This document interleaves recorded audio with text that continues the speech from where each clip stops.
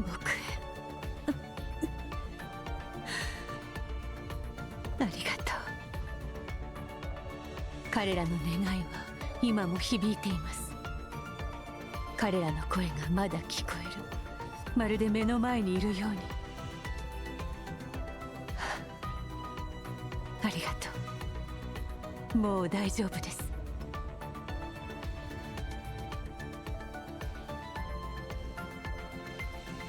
Yo, what's going on, everybody? Xanto the Vice here, and we are back with some more PGR. Sorry about that. Damn, it has been a while since I streamed this, hasn't it? But anyway, where we last left off with the series, we had finished the fake extension chapter, and overall, pretty good. Again, putting more of a focus onto like the real aspect regarding like how Lucia ties into it, both the one currently on our team and the original, and also with the whole thing with Luna. It was pretty obvious that it wasn't gonna be that simple. Like they just team up with us, because again, this is still a whole situation with Babylonia as well, especially after what we learned. And it's like Alpha's not really like completely in the wrong for not trying to team up with Babylonia after they tried to keep the whole thing a secret when it's like, hello, it was one of your officers. But I get that it was more their focus to like show that they were unified. They had showed something like that, then it would probably spark a whole like chain reaction. But at the same time, it's like it probably would have been better in the long term if they had tried to solve that by facing it directly rather than just keeping it like just sealed up and just never really solving the problem. But today we are gonna focus on the this like event story, the Polaris Bond one with Lady Chu. And I actually am fascinated how this works, because again, we never really actually focused on like what exactly happened with Lady Chu after the whole battle of Kowloong. Like it wasn't really like described, or at least maybe I didn't really understand too much of like, did she actually die at the time? Was she just out of commission for a while? And what the current state of Kowloong really is. So hopefully this will shine a light on a couple of things. So yeah, without further ado, let's go ahead and start it. Again, let me apologize for doing this stream very, very late. I'll be completely honest. I was actually going to stream it a bit earlier, like maybe at least an hour or so earlier, but I just was like, you know, let me just actually relax, take a bit of a nap, and definitely went longer than I expected. So literally just woke up like 20 minutes ago, so I was like, you know what, fuck it, let's just try to pick up the pieces, at least do some of it for today. Nice Eventide. Shimmering wow.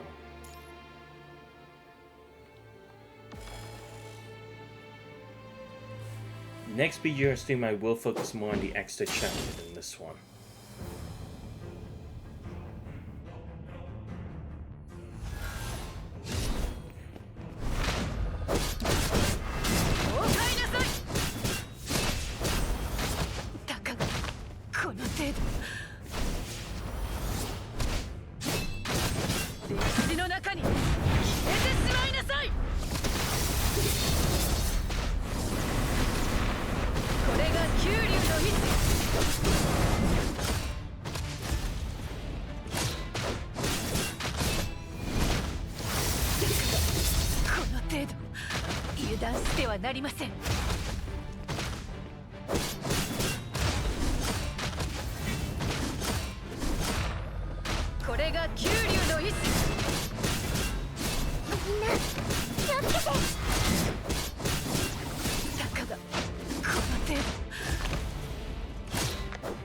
Damn, I'm already getting my ass beat.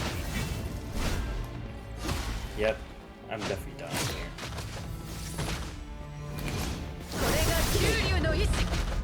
There we go. Here we go.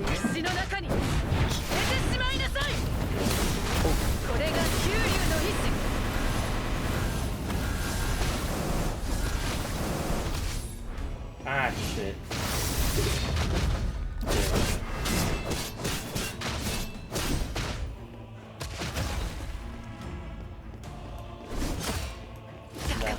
Yeah.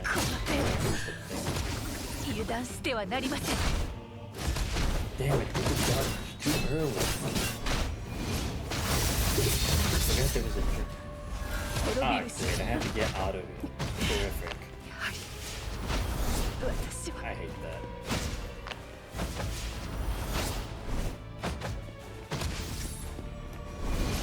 I thought we were just going into this. It's like, oh my god. Yeah, I'm not ready for this.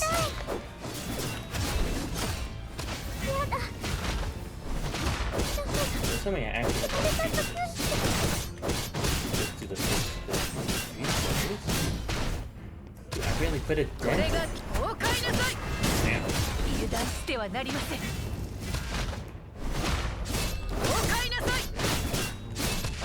A bit.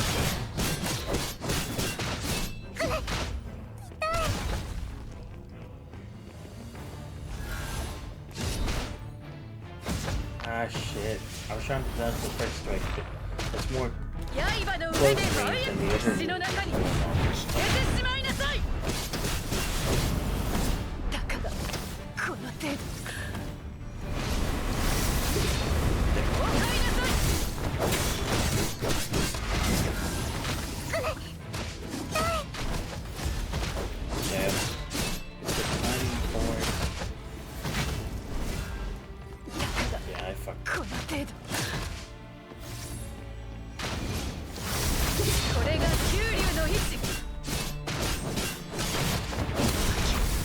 Damn, I have to get rehealed again.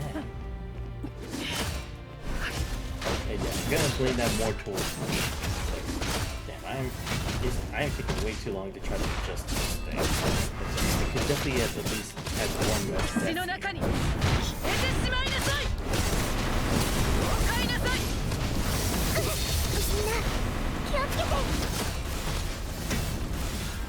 Nope. Got it. Finally. There we go.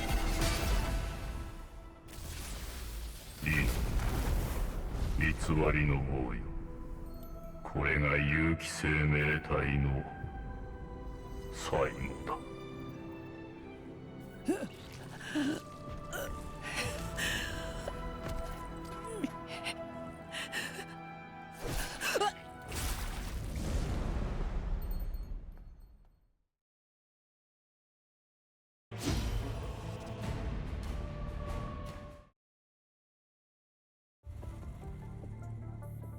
For a country's citizens to have a deep love for their country, they must first have a deep understanding of its history. Shamu, an outline of national history.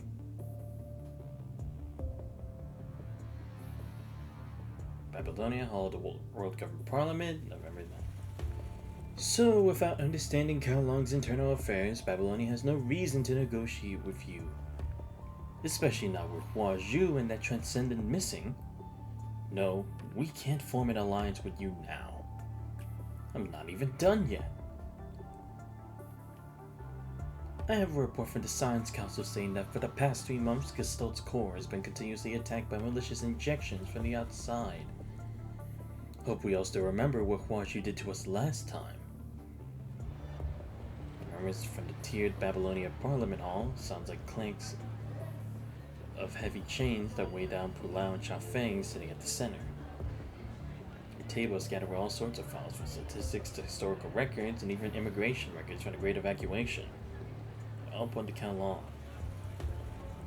Prepare yourself to discuss aid beyond a clean zone. Pulau have been poring over all these ideas, blueprints, data, and history for 2 weeks now. Well, according to the data from the 90s data center, we currently have no information on Hua Zhu's whereabouts, and the 90s data center holds no data on Hua Zhu. We definitely haven't used Hua Zhu to attack Babylonia when we don't even know where it is. See, Kowloong is the only reliable shipper there is now on Earth. We can't do without the Niter in case of potential emergencies at sea. Evidence showed traces of hetero creatures and the punishing in the ocean. All we have done over the last year to prevent the red tide from going into sea ended up being a waste of lives and omega weapons. That makes us look like a bunch of clowns. And I just so happen to have a report from the Science Council that clearly states that recent attacks on Gestalt did not come from Huazhu. Moreover, it was proven years ago that the attack on Babylonia did not come from Kowloong, but from the Ascendant Luna. But this Ascendant you're talking about went missing a long time ago, and that's something I thought we were all aware of, no? You prove Huazhu was not in her hands. I can't. Meaning she is likely to have Huazhu, right? Case closed then. That's a logical fallacy. Just because I can't prove Huazhu was not in her hands doesn't mean Huazhu was actually in her hands. That makes no sense. How can you assume? Do you have no empathy at all? The government starts spinning out of control whenever we're trying to push their own agenda. Silence. Oops. Yo, what's up, Brain Year F? How you been? How's it going? I finished my horror story and I'm working on another one. Science fantasy listing. Country based on 1880s, 1920s America, which is Magitech. Took 2 weeks, but I finished writing the first chapter. That too. Dang, nice work, Rainier. I'm glad to see that all the work's like really putting it together.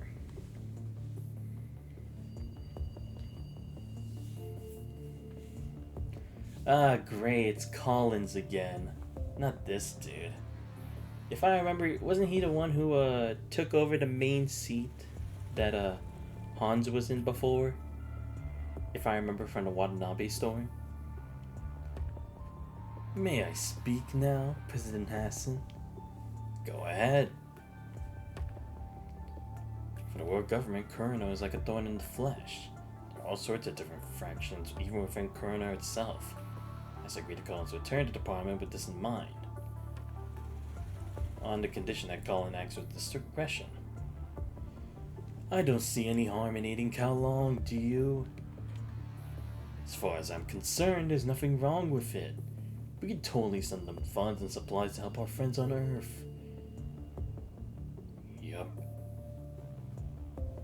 So by Litz's rare approval, Collins almost jumps out of his seat. Collins and I, however, unable to see what Litz's face is like, can't possibly guess what Litz is playing at. Even within Kurno, factional struggles have never ceased. Because of Litz's earlier tactics, Collins left the Parliament for quite a while, creating a window for Litz to outshine him within Kurno. This unapproval left Collins unsure of Litz's intentions. I'm just saying, even if the Parliament doesn't agree to aid Kowloong, we can still help them in a private capacity, like... I beg to differ. Yes. The Parliament has to be the one making the call about this, since they neither approached us formally for cooperation. Private cooperation and negotiations go against the spirit of the Parliament. They don't follow the proper procedures. Am I right, Collins? Durhang's smile is ever present, but that doesn't make her words any less shrewd. That's the Parliament's stance. Personally, I believe that if the Parliament can't help, we shouldn't just stand by and let things happen. Right? This is assuming the Parliament won't agree to Kowloong's proposal, Collins. But I believe that we, Babylonia, or rather the world government, should offer appropriate assistance to Kowloong. I'm saying this as a counselor, and as a human. Well, of course. I was about to say the same, actually. Complaints of entangled factions from Kurno are well known in both the government and the Parliament. Kurno's profit-driven and power-centric ideology has long been criticized. However, this collaboration proposal between Babylonia and Kowloong is clearly a matter of morality for Babylonia. Almost no real benefits to show for it. Especially for Kurno, that is.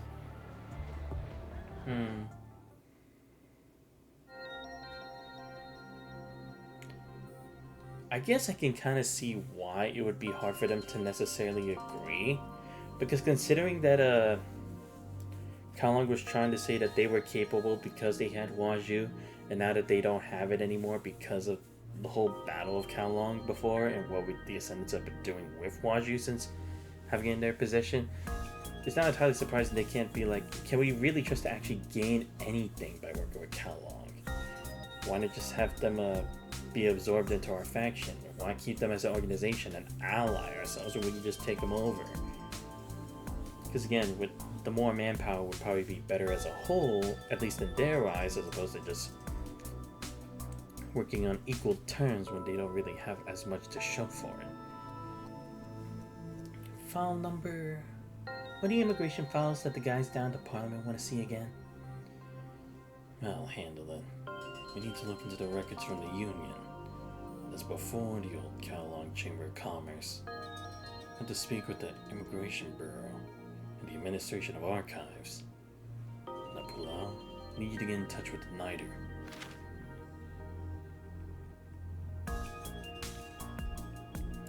We lost a great portion of the documents we used to have during the Great Evacuation, and there really isn't anything we can do about it. The Immigration Bureau and the Administration of Archives might not even have the records we're looking for now. I mean, Dai probably didn't bother taking them when he left Kowloong. So the documents he took away are probably still sitting in the archives in Kowloong's Fuji Design Bureau. They're just all over the place. But why did he suddenly need all these documents? Why are they making things so complicated when it's supposed to be a simple discussion about reconstruction aid? Well, they might not actually go through all over them. What do you mean? If the Parliament and Control Court conduct a joint specialized investigation, they often ask for a ridiculous amount of information so no one knows what they're trying to find out exactly. They do it all the time. This was done back in the day, Kowloong. It's true that the Control Court doesn't hold a lot of seats in the Parliament, but they have more power to push bills than anyone else because they hold oversight, and that's why no one wants to rub them up the wrong way. The fact that they went to such lengths to have the Parliament inquire about these things means there's something they want to know. The question is, what exactly are the Parliament and Control Court trying to look into here? Ultimately comes down to money and resources. The fuss, though. Something feels off. Ma'am? Yes. Councilor Litz from the Diplomatic Court has urgent matters to discuss with you in the Chamber's reception room. Litz. Colonel. Don't think they're here for a pleasant chat, aren't they? Guess it has to do with this inquiry meeting? Probably. Durang did see the possibility of Colonel sticking their nose into the inquiry meeting. She never thought they'd just go ahead and send one of their guys for it, or for it like this. They're either here to talk about conditions or make threats. Guess they want us to bow down and swallow all the conditions to work with Babylonia. Not to mention there will be a bunch of grown-ups telling us what to do. They only give Kowloong a damn when their interests are under threat. Don't even get me started on their attitude when they do need our help. I'm sure no one in Kowloong likes that. We were supposed to connect the world. But Kowloong as it is now is like a lone island. And that's not great at all. Guess we'll just have to stick that out for now. But anyway, Chow Feng, I have them on the line now. We'll take it from here. Thanks, Due. Guess it's up to us whether the ship sinks or goes on sailing.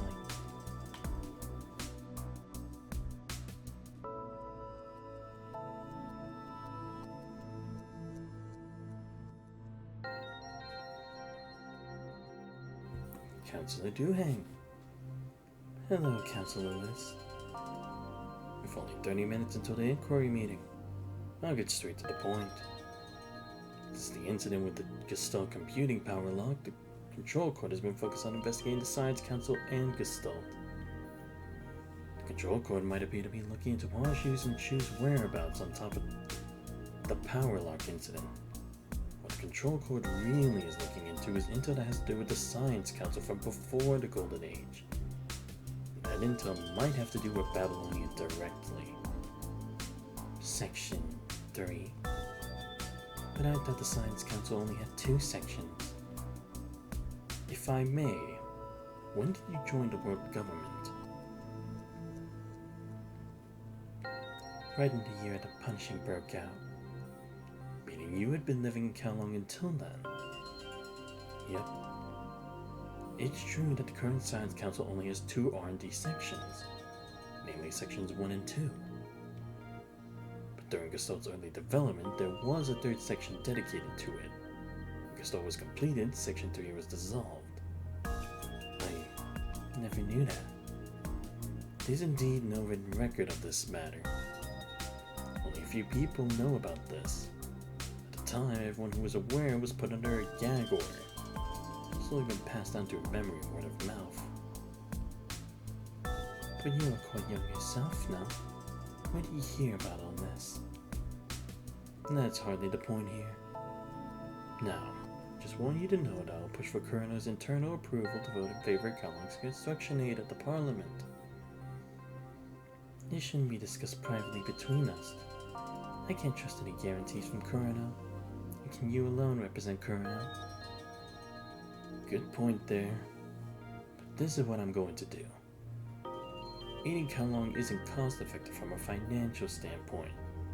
Morally speaking, Babylonian shouldn't leave a spark of self-reliance to go out on its own. It seems slightly different from what she remembers of him at the Parliament. This isn't some sort of joke, right? It isn't. I have principles I must uphold, tasks I must complete. These things don't conflict with Kurano's interest. Put it bluntly, I'm using you and Kowloong. On what condition? I need you and Kowloong to investigate what the control court is after because of what they want. It might just happen to be what I want too. But we already have our plate full dealing with the Parliament's inquiry, and you should know that. You should have to talk with Xanthos from Grey Raven then. I know for a fact that Xanthos and Asimov are in touch on a regular and private basis. Grey Raven, huh? The Grey Raven and Chu have quite a few things going on between themselves dating back to the Kowloong battle. On top of that, the first Elite Task Force dispatched to assist Kowloong will be the Grey Ravens, and the Strikehawks once the inquiry passes. Wait, it's been decided already? But the inquiry hasn't even started yet. The diplomatic court always prepares 2 versions of press releases ready. One when for things go well, the other for when things don't. A big part of politics is getting ready for when things end even before you do them. When you put forth the plan about restarting the zero-part reactor and interstellar travel at the Parliament, I remember it was passed with a significant majority. Did you vote in favor? No, I abstained. Oh. But I don't think that's gonna happen again, because what we're doing this time doesn't involve all the humanity's interests. I happen to know what you have a penchant for ambiguity when it comes to important issues. Except ambiguity isn't what I'm looking for here, Counselor Duhang. I need either yes or no. Sometimes all it takes is one split second for a decision to be made. Except one never knows whether that decision is right or not after the fact. Deal.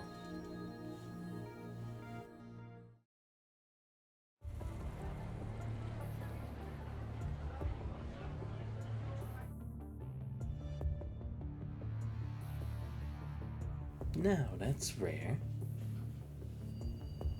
And Enlisting Collins would vote against this. Is there anything else you wish to say, Miss Pulau the Nighter?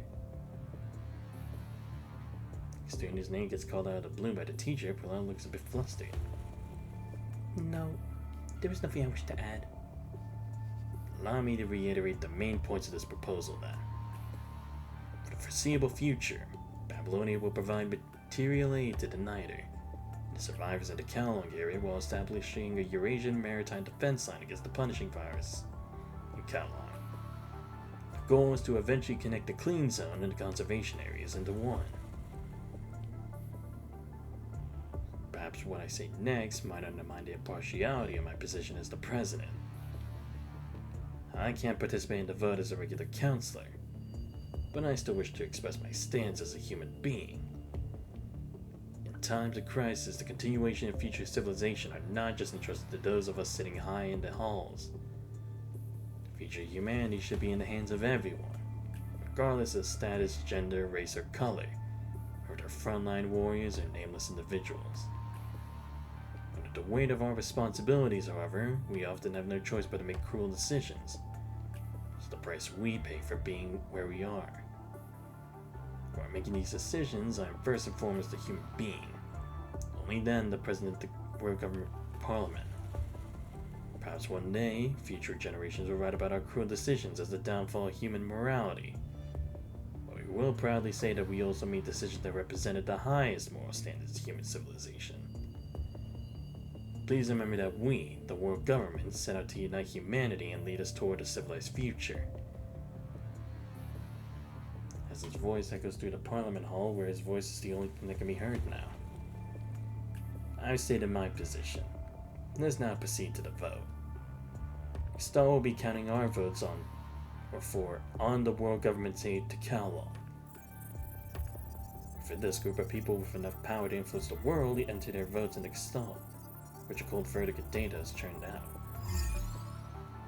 The proposals received 67.5% support, 14.5% opposition, and 18% abstention. The proposal has met the minimum threshold for passage and is, therefore, approved. I hereby declare. Wait. Asimov suddenly stands up right when Hassan's about to announce the proposal's approval. Why does this feel like deja vu? Yes, Asimov? President Hassan, I'm not here to obstruct this proposal. In fact, I voted in favor of it as a member of the Parliament. But before we go ahead and announce its approval, I request that Gestalt independently assess whether this proposal should pass. Words send a ripple across the otherwise quiet Parliament. I beg your pardon? The law states that the Parliament has the power to make the final call. Formally, however, the Parliament can refer to Gestalt's opinion. Mr. Asimov, this vote means the Parliament has already approved the proposal. I mean, there's no precedent for asking Gestalt after a proposal has already been passed, right? Are you worried that Gestalt might oppose it? Or are you just not sure if this is the right decision to go with? Well, she does have a point there. If Gestalt votes against it, it could be a problem, right? Like I said, it's the Parliament that gets to make the final call, and not Gestalt. Asimov. As a counselor of the world government and chief technician of the Science Council, I insist on this request. If the commotion dies. Fine. Let's put it to Gestalt and see what it says. The faint light that showers on him from above as Asimov stares at the central screen. Looks like Gestalt isn't physically here, whereas Gaten sees to piece the dark screen reaches straight into the heart and brain deep of Babylonia. I fully support this proposal. Fully? In Gestalt's terms, fully means 100%. Meaning this proposal has 100% of Gestalt's support. This is incredibly rare. I mean, in all my years in politics, I've never seen Gestalt fully support a cause. 100%. Unbelievable. Passed with 100% support. Asimov, any other questions? No. Thank you, Mr. President. The percent means full, complete, total, and necessary. At this moment, he no longer cares about Kowloong, Litz, or Hassan announcing the proposal's approval. He's cares about the negotiations they'll be having with Kowloong during the second reading. Gestalt. What exactly are you so scared of?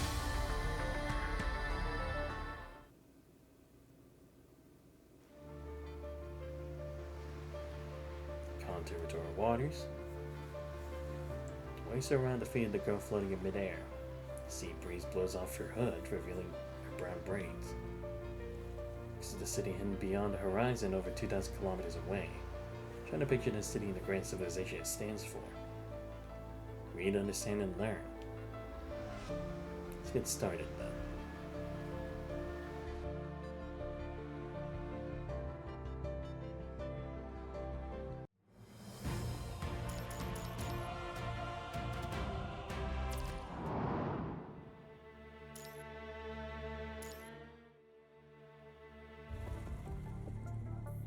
Babylonian Science Council Section 2.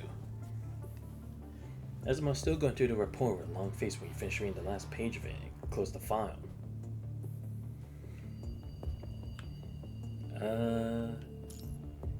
Let him finish reading it.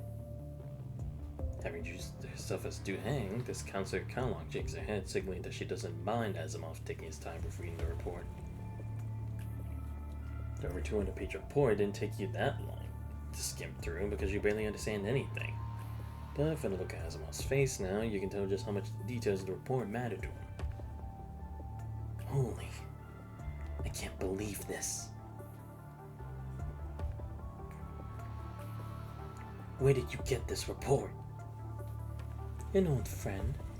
Well, I guess I wouldn't call him that. Anyhow, I promise to keep the source of this report confidential. Has anyone else seen this report? Only a few people know. Totally goes to show the taste of that bunch of lunatics, I suppose. Are you seeing this? Yes, the data is crystal clear. Huazhu, the Mechanoids, and the North Asian Research Institute of Life Science and Evolution. They got themselves a rowdy party, I see. Huazhu came up with Tabula Akasha. It's obvious that these hackers are trying to copy that. They for one as far as the technology that the NARI had come up with on brain science. But they only ended up replicating a tiny little part of Villier's technology. That's why they weren't able to build the second Huazhu or Tabula Akasha.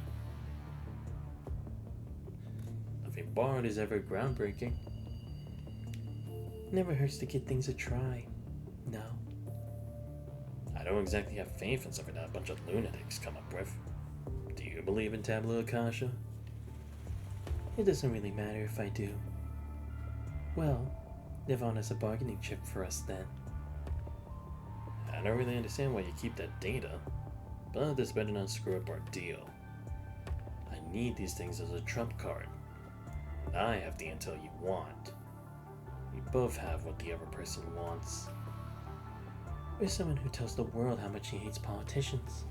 This move is a rare political one, wouldn't you say, Mr. Ballard? I only care if things get done. Oh my god. Damn, so something Ballard had left behind back then. Exactly what I thought a soldier like yourself would say. Wait, let me actually see. I want to make sure I understand this.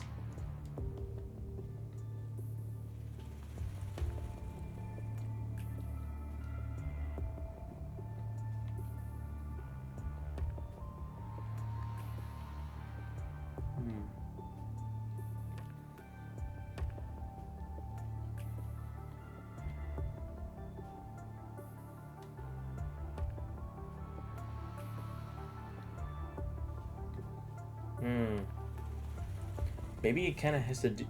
But actually, no, yeah, Ballard actually would be someone, because he's always been, like, part of the underground ever since.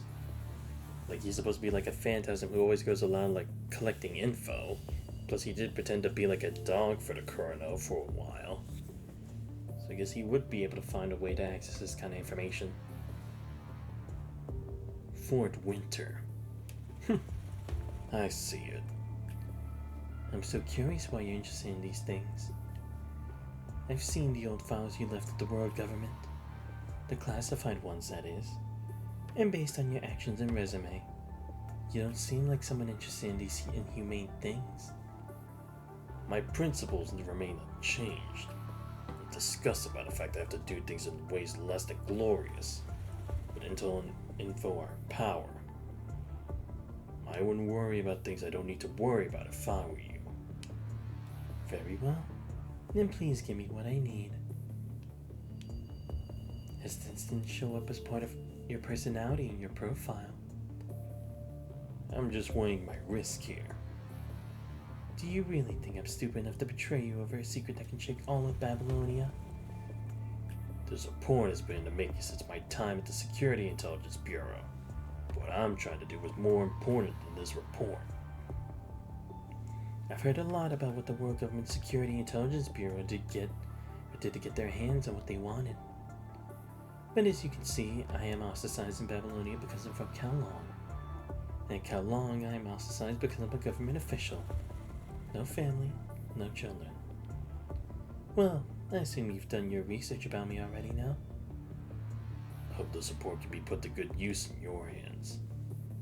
Stirring up public opinion and sentiment within Babylonia will make it easier for me to do what I want to do. Of course. We're in this together. Besides the source of intelligence in me, it's just you two. Very interesting. Right, because even if Ballard did have a way to what's it called? To get rid of the space station as a whole, like he initially intended, but with the launching like the missiles and stuff, that still wouldn't necessarily have been enough to like get rid of the remnants. Because it would just be like a different Forsaken group, but like of remnants of Babylonia. So how would he have gotten rid of that? This must have been like his other trump card for like to quell the situation once and for all, right? Very interesting. Having to do with Kowloong. True. We can talk about this later. Everything aside, do you know what the support means? It's lies. Lies that span decades. Everything we know today and the technologies we benefit from it as a civilization, they're all riddled up with lies. Asmo didn't seem to notice the transcendent that just came up in the conversation. Not only that, he even showed a slight lapse in his otherwise always logical speech. This, as far as you can recall, is a first. That's him off. Oh, thanks. It's until you grab Asimo's arm that he snaps out of his fear and shock. From the start of the Gestalt project by the Science Council to the last great evacuation, this report covers every last detail of the project overviews and branches. Safe to say this report is like an index. No, it's more like a phylogenetic tree. Just like how all life on Earth as we know it is part of the phylogenetic tree. Fort Winter, Project Cadilla, Mind, the Ember Device, and Tantalum copolymer, including Huaju, Tabula Akasha, and the humanoid hybrid construct plan that no one ever really talks about. No, there's more to it than everything I just said.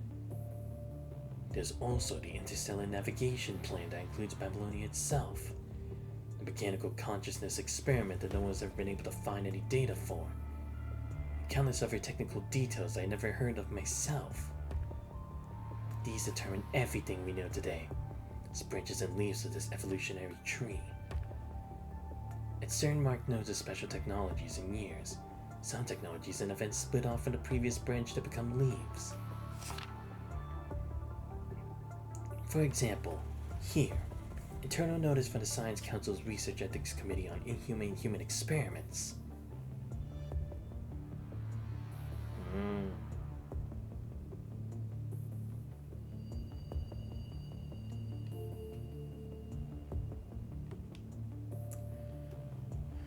According to the agreement between the Science Council's Ethics Committee and the Science Council, the following statement was made.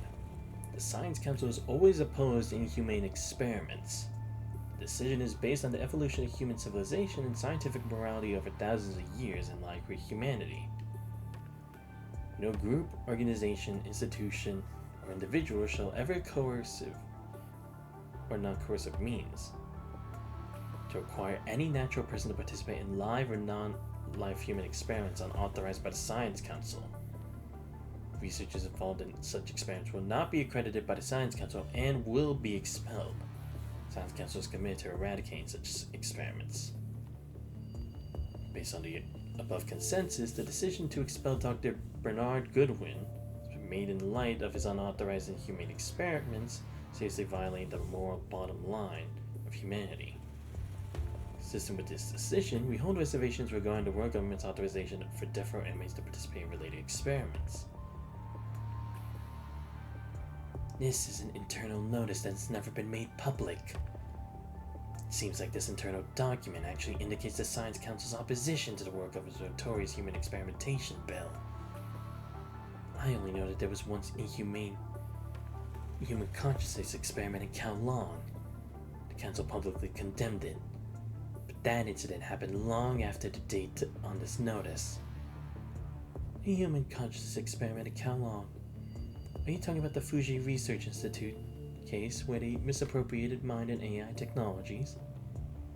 Yep, that's exactly the one I'm talking about. The case was closed before I started my political career. I remember Chu because they took over the handling of it and with the Science Council. That's right.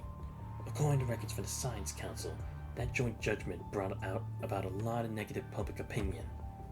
I always thought the Science Council had allowed these experiments to happen until then. But this notice is marked at the forefront of Project Winter and Project Cadilla. And the time is much earlier than when the judgment took place. Logically, the Science Council wouldn't issue a notice for something that hadn't happened yet. Which means... it seems like the Council saw Project Winter coming even back then. Exactly.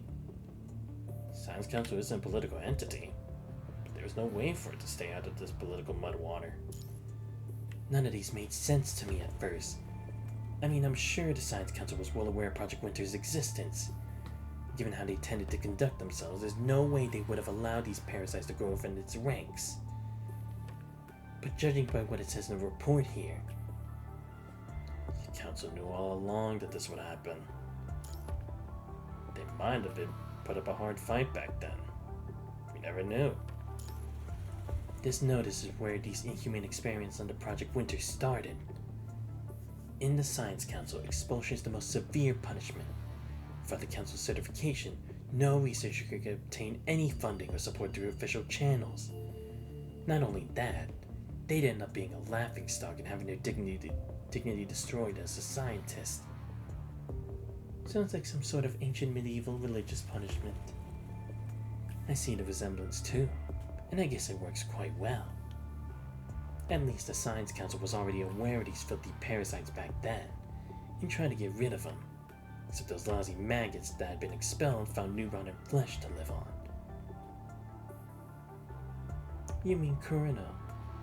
Yes. Asmo presses his temples hard, looking as though he's facing a bunch of towering executioners of human morality rather than a 200-page report. If we cross-check the names of those people working for Kurino with the names of those who got expelled by the Science Council, we'll probably see that half of those working for Kurino are those who got kicked out back then. Or at least that's what I remember. Oh, so this is how Kurino has been always able to take a step on a couple things as well. Damn. Because that's the thing, even with having some advantages with like the money they had made through maybe not illegal but immoral ways, like how they also tried to leverage the transport trucks that they needed for their plans for the world government to get a couple seats in the world government, that still wouldn't have been enough for them to actually make a huge comeback and take over in the long run. But with having people who were involved with these experiments, they could easily find more ways to be able to tamper with everything Babylonia had constructed and then sway it more to what they wanted. Damn. Glad we're seeing more of like the Kurino group now, because that's the thing. Even though we learned at least a good amount about them back then, that still wasn't really enough. And again, kind of tells us like maybe this is kind of what like separated Lee from continuing to work for Kurino. Maybe he saw a bit too much that he couldn't accept. Just like a tree, they branched out from this node as a thick branch. For example, next to the stick branch is the mechanical consciousness experiment, and that isn't something you can find in the Council's database in Babylonia. Experiment log number 8221. MPA-01 asked me today if machines have souls. To be honest, I don't know how to answer that question. So-called soul is of course a non-existent supernatural phenomenon. This has not been objectively proven. However, machines are something we don't yet fully understand to this day. Because of that, I can't make a judgment on whether they have souls. I can't draw any conclusions on things I don't fully understand. But if mechanical consciousness really does exist, or machines can readily make it, machines think that this thing they have in them is a soul, like what Greeks believed thousands of years ago. Regardless, I believe that both MPA-1 and MPL-00 are the right keys for the future. It's what we old folks from Section 3 believe. It took 48 years to prove the Higgs boson, 54 years for black holes, and a century for gravitational waves. If we can't solve this problem, our successors will. If they can't, then their successors will. The machines we ran into in Costelia have souls and self-awareness too. Yes, it seems like these machines with self-awareness came from the Science Council too. The models mentioned in these reports might be crucial clues. And we just might gain a whole new perspective of civilization and the machines themselves if we learn about where these machines came from. I mean, they might have already formed a sizable group already. That's besides the point now, though. We need to get to the bottom of this. There must be something in this report that only makes sense to you and not us. Well, look. Wait a sec. What exactly is it that you're trying to do? Coming to Asimov at a time with this report, and asking him to help you spot clues in it. Santos. I was going to use as a bargaining chip to win Babylonia's Parliament's absolute support for the Kowloong Aid Plan. Except I have another bargaining chip now. See, I'm sure there are people in Babylonia who are more interested in this report than the politicians. Aren't you both interested in what's behind that golden age that got human civilization to where it is today? I've been caught in the mire of politics on more occasions than one. You're right. Politics have never been clean. Never considered myself righteous. Or maybe I've just been in the circle far too long to remember what it's like to be righteous. But that's also precisely why politics can achieve things that people can never hope to achieve with just science or war. The world has never been black or white. You can have this report and handle it however you see fit. On two conditions, that is. First, I need you to help me get to the truth. This will involve a special inquiry investigation initiated by the Control Court in Kowloong, and I need the NIDR to pass this inquiry. This report might not be the only thing that motivated the Control Court to take action, but my hunch is that this report has to be part of what motivated them to do what they set out to do. Secondly, if you plan to disclose this report to the public, and I believe you will, I need you to be fully prepared and only reveal it once everything is settled. The public has the right to notice. That's it? That's it. Why should we trust you, though? You don't have to. I mean, there are many in this world who do anymore. But I believe you will trust the facts. Besides, aren't you two in this together like twins? What's going on? Let me guess. Project Winter. Is this a threat? Oh my goodness. Metaphor. Do you get it? It's a metaphor. I guess people never tell you that you're good at joking, are you? Or do they? Asimov, what do you think? This report is going to cause quite a scene if we ever make it public. The Parliament is going to lose people's trust. That probably goes for the Science Council and the military too. We don't know how people are going to see constructs, mechanoids, and even ascendants. Right. Because in the end, it would make them seem more like the victims in all this. Because again, even if you just put the thing about Alpha and how she ended up becoming ascendant because of what happened with Babylonia, that would still only be one case, which wouldn't be like, they could just only make the argument that it's just a special case, or they never could have known what happened, or Lucy is a special type of individual. They could make all those types of excuses, and because nothing else had ever been reported anywhere near to that effect, where things went wrong because of humans' moral choices, people would just let it fly anyway, even without having to hide all the bullshit like they did back then. But with this would definitely turn everything on their heads. This report can definitely stir up a bombshell of controversy.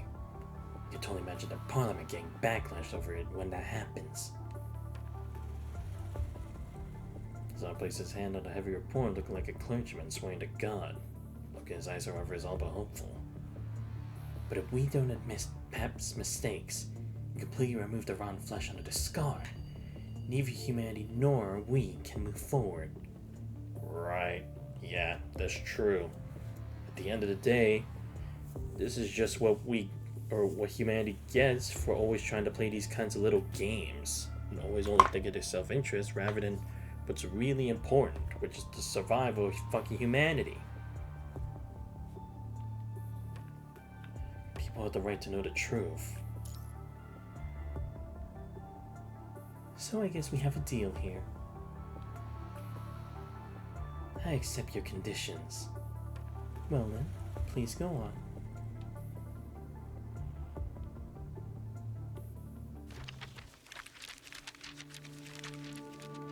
Long before the Golden Age, the Science Council was merely a loose, borderless organization of scientists from around the world.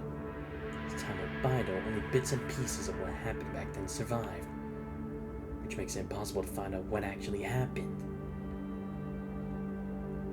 Back then, mankind was going through a Great Depression, like we had so many times before, and that caused natural sciences to stop progressing. The world was lacking guidance for social sciences, and there was this global war that erupted from proxy wars. It was a true dark age, and humanity was stumbling as we ventured into the limited future. The way the council was organized back then resembled the way religious groups were organized back in the Middle Ages. Except the faith that gathered people under its banner was not religion, but science and progress. And the science councils we know today only came about when Dominic had unified all those scientists around with the promotion of civilian cold fusion technology, and the material science explosion was taking place based on the earliest inferable records. In the end, it was the torch of science that illuminated the era, akin to a quagmire. The furnace is now ablaze, forging a future of boundless possibility that for gold-like humanity. And the rest is history. Everything took off flying and progressed at record speeds, what Babylonia's textbooks say. I always thought the human civilization would have died a long time ago without constant tech. There are things hidden in that area that we haven't yet seen. Those things are what really matter. This report reminds me that it's the root of this massive system tree that constructs everything we know today. This report, though, seems to intentionally leave out all information about this root. And this core root that's been constantly leaving out the picture is Gestalt. Project Gestalt is a super project that gathered the world's elite talents from natural sciences to social sciences. It was the most ambitious human endeavor. The annual budget alone was enough to complete a small space fleet. I mean, we could destroy Babylonia now and still. Wait, no. We could destroy 10 Babylonias now and it wouldn't matter. It'd be a breeze for us to make a new one any day of the week, as long as we meet the conditions. But Gestalt, we can't afford to lose. We use it to judge the operation of constructs, output paradigms for the Inver device, regulate the life support system and flight posture of Babylonia, and control 36 cold fusion reactors and the Longinus arsenal. Theoretically, we could even reverse engineer the punishing of it. It's almost like an inexhaustible, omnipotent black box. With our current technology, we can only glimpse half of what's in Gestalt and its functions. Just this half is enough to get us to where we are today. Another way to look at it is that Gestalt contains a lot that we still cannot decipher, which is why it's called a black box. So, support is more than a catalog of golden age technologies. It's more about the entire technological wave stirred up by Project Gestalt itself. Exactly. Project Winter, Project Dilla, Constructs, and Line Technology, including Huaju, are merely branches and leaves that grew from Project Gestalt. Except mankind's morals weren't where they are today, when they put it to work. This sounds like you're certain everything back then was done right. Oswald so silent. Those that covered the report were a name assigned under the Science Council. Emblem in Chinese, English, French, Russian, and Spanish. Dominic. Ah, him again. What people truly miss from that era isn't the order, wealth, or peace, but the spirit of progress. Anyhow, as far as this report goes, the core issue likely lies with Gestalt. But you just said there were things that we don't fully know about Gestalt now. Yes, and the Parliament is aware of this too. A lot of important Gestalt documents were lost during the Great Evacuation. And if you couple that with Gestalt's inherent limitations, we're now only relying on half of what Gestalt was able to do during the Golden Age, like I said earlier. What about the other half? It's inaccessible. Maybe we just haven't figured out the right way to access it. But I managed to dig up an older document record from Gestalt after the Utopia incident. It's an old solid yellow paper document with the Science Council emblem printed in the middle. Below it, written in deep blue ink, is a line that reads, "Effective today, Dr. has been recalled from Kowloong to supervise Section 3 of the Science Council." What? No, that can't be Dominic, right? From Kowloong to Section 3? What's peculiar, though, is that this document, which seems to be a transfer order, lacks an issuer and has the most crucial name blacked out. Right, because usually you could just do it for the place, but why is the name more important?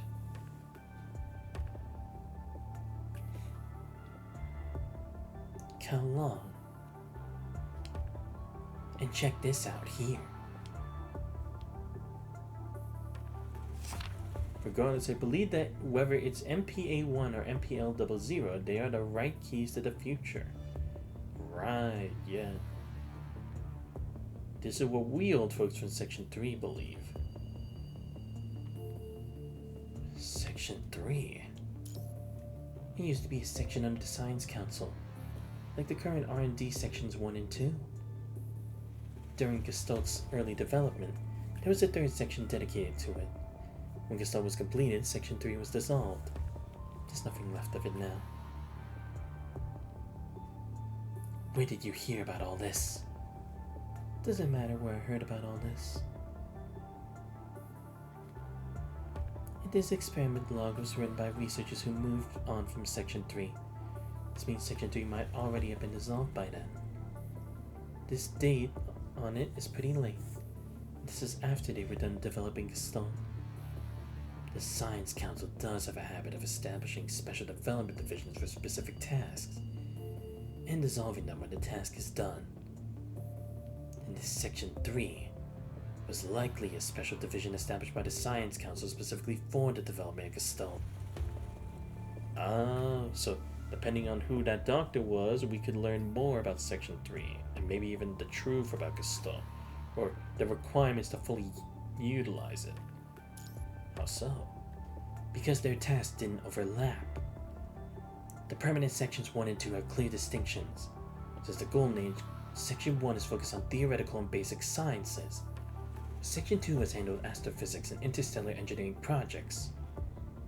Neither Section 1 and 2 could build Gestalt on their own, since it's an immense task that encompasses all of mankind's knowledge.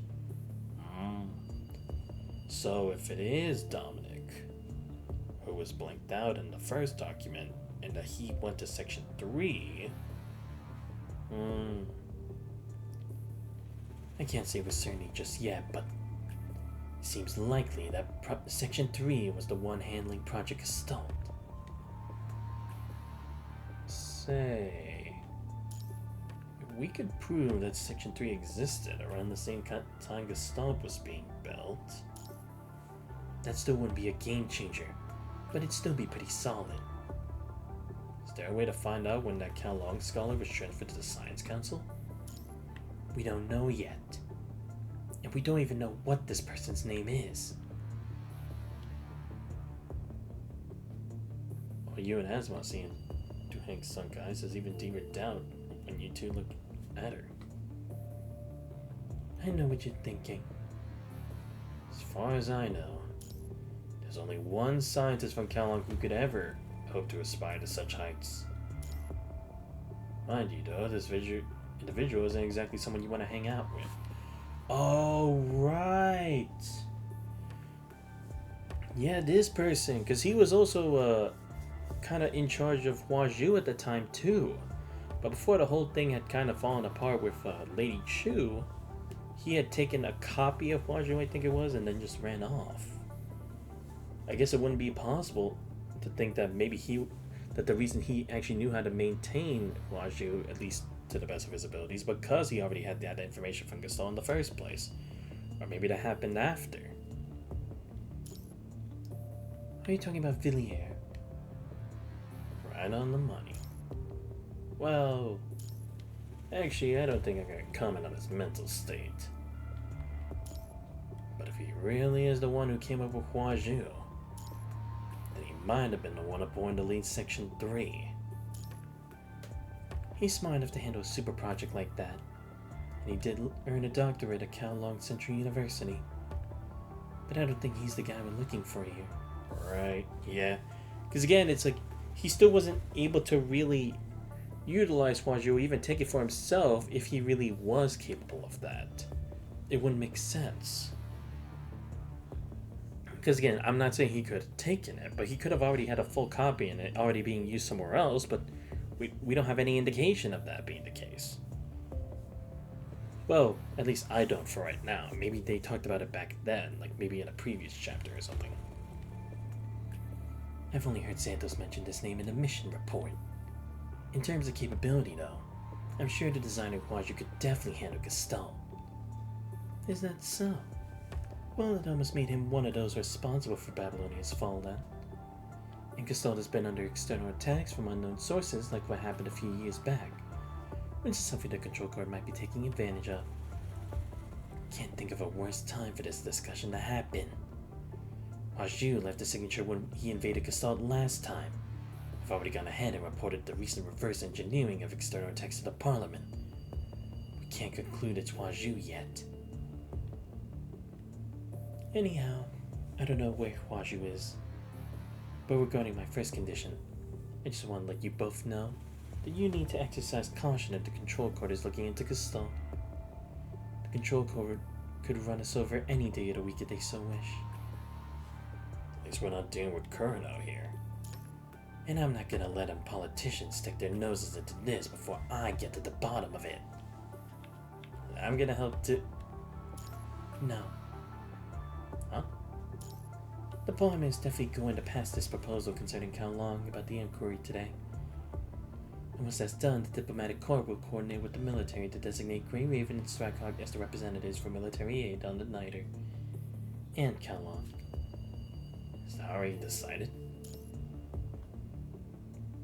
Hush hush and dirty as always. Now remember what my second condition is. You're the only one able to do all these in Babylonia, Asimov. I'll try to look into Villiers and this Kowloong researcher we were talking about.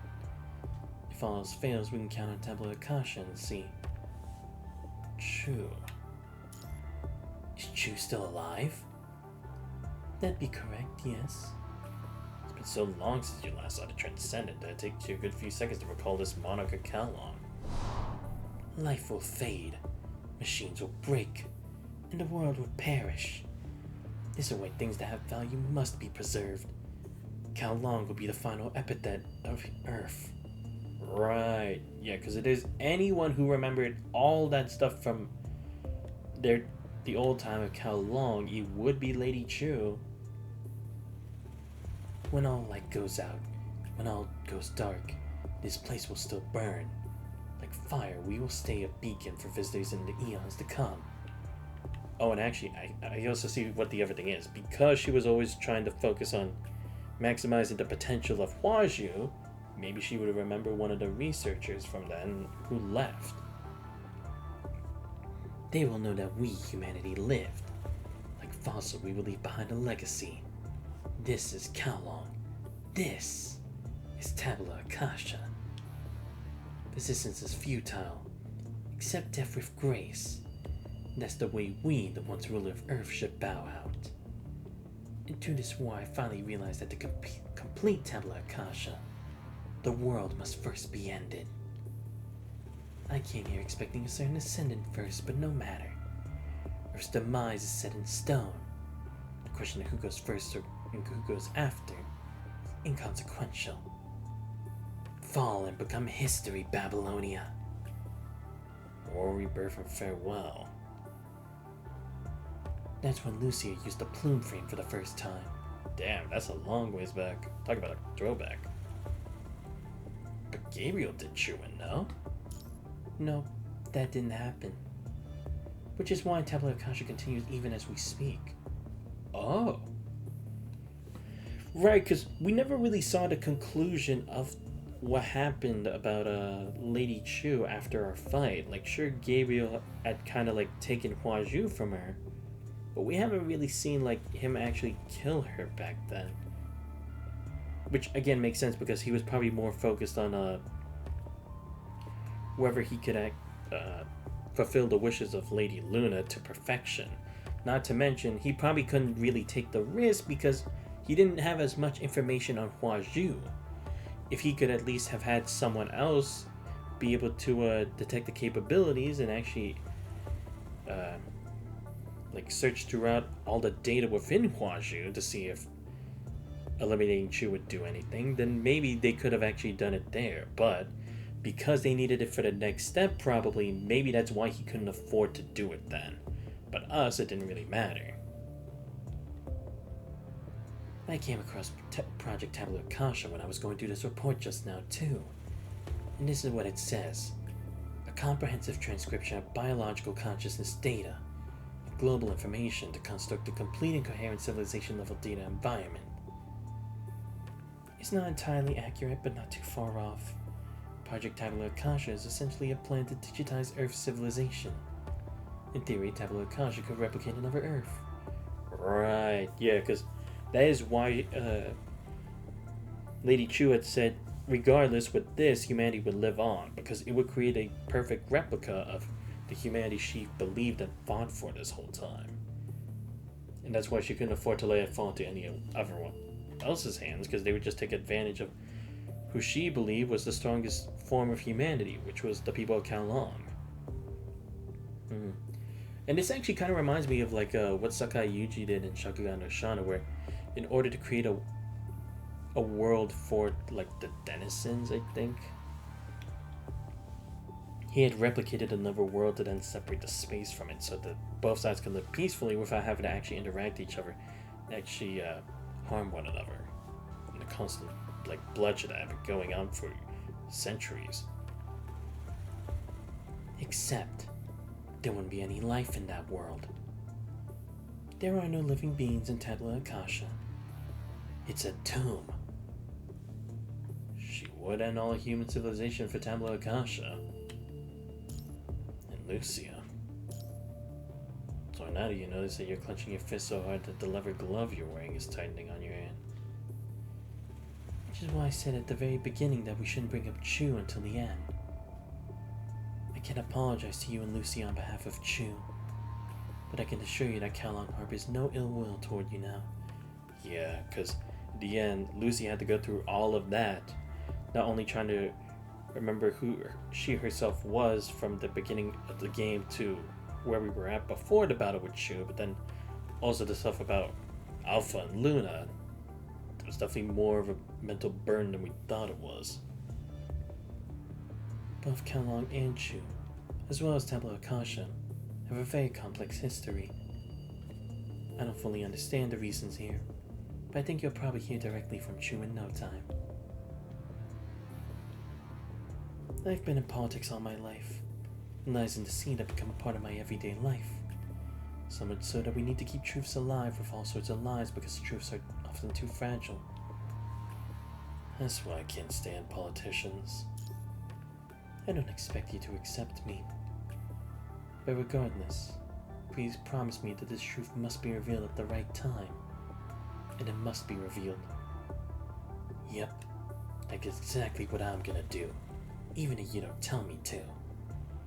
The poem is going to be a real mess if they know that Chu is still alive now. So please keep it confidential for the time being. Yep. No way can we let them have that information. It would enable them to do whatever they want with Kowloong in the long run. Because any data on Huazhu would definitely be to their advantage. If they could actually tamper with Huazhu in some way, they could tamper with it to a certain extent that it would look more in their favor, even if it's just fluff text on it.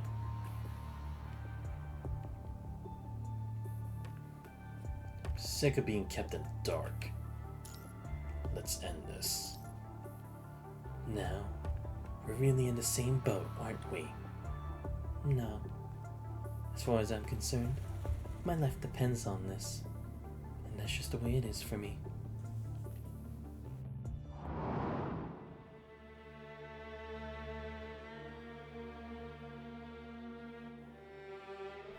Damn, I gotta say, I really do like how this story works now. Because, again, it's like, it's not that they're ignoring it just until, like, oh, okay, it makes sense now. But it's like, it's also, like, trying to focus on how history has finally come to reap what it sowed from all the things that happened back then, whether good or bad. Again, they're just desserts in some way. So I wouldn't blame it.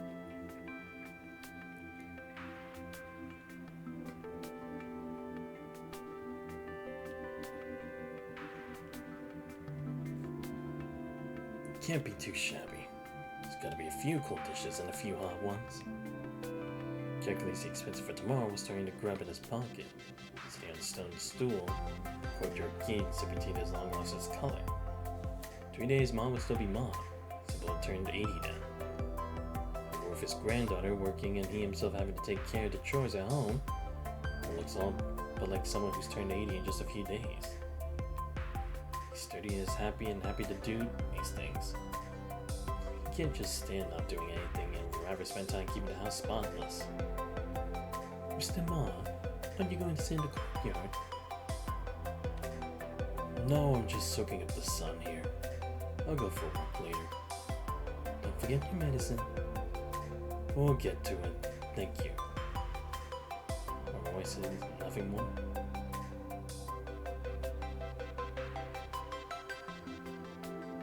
Ma likes you from the Westward very much. Child grew up on the 90s, survived several terrible conflicts, and finally settled down to become a doctor at the Southport Medical Center.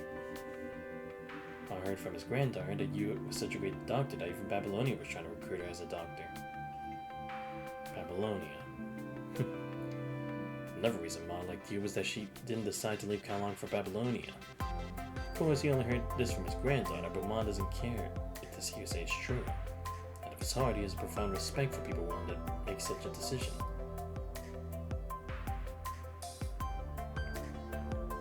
Unlike the Gaos, who lived in the main house, Yu's family of 3 relies on her job to make a living. Her husband, a frail young man with thick glasses, stays home reading and writing all day like a real scholar. Seriously, how does one make a living writing poems and essays these days? The 6-year-old girl is adorable and always running around the yard to the front door. The east, asking Ma to play with her. Her chasing butterflies and dragonflies with a not weedy gamer. Mr. Gao living in the main house wears glasses just like Mr. Hu. So Ma never sees Mr. Gao at home with his wife. Should be rich enough to have a kid or two, but Mom's never seen him for a kid. Why Mom always urges his granddaughter to settle down or even just start dating at least. It just won't be hard for her to find herself a proper man given his reputation.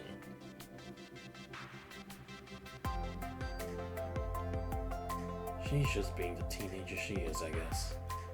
It really reminds me of her dad, though.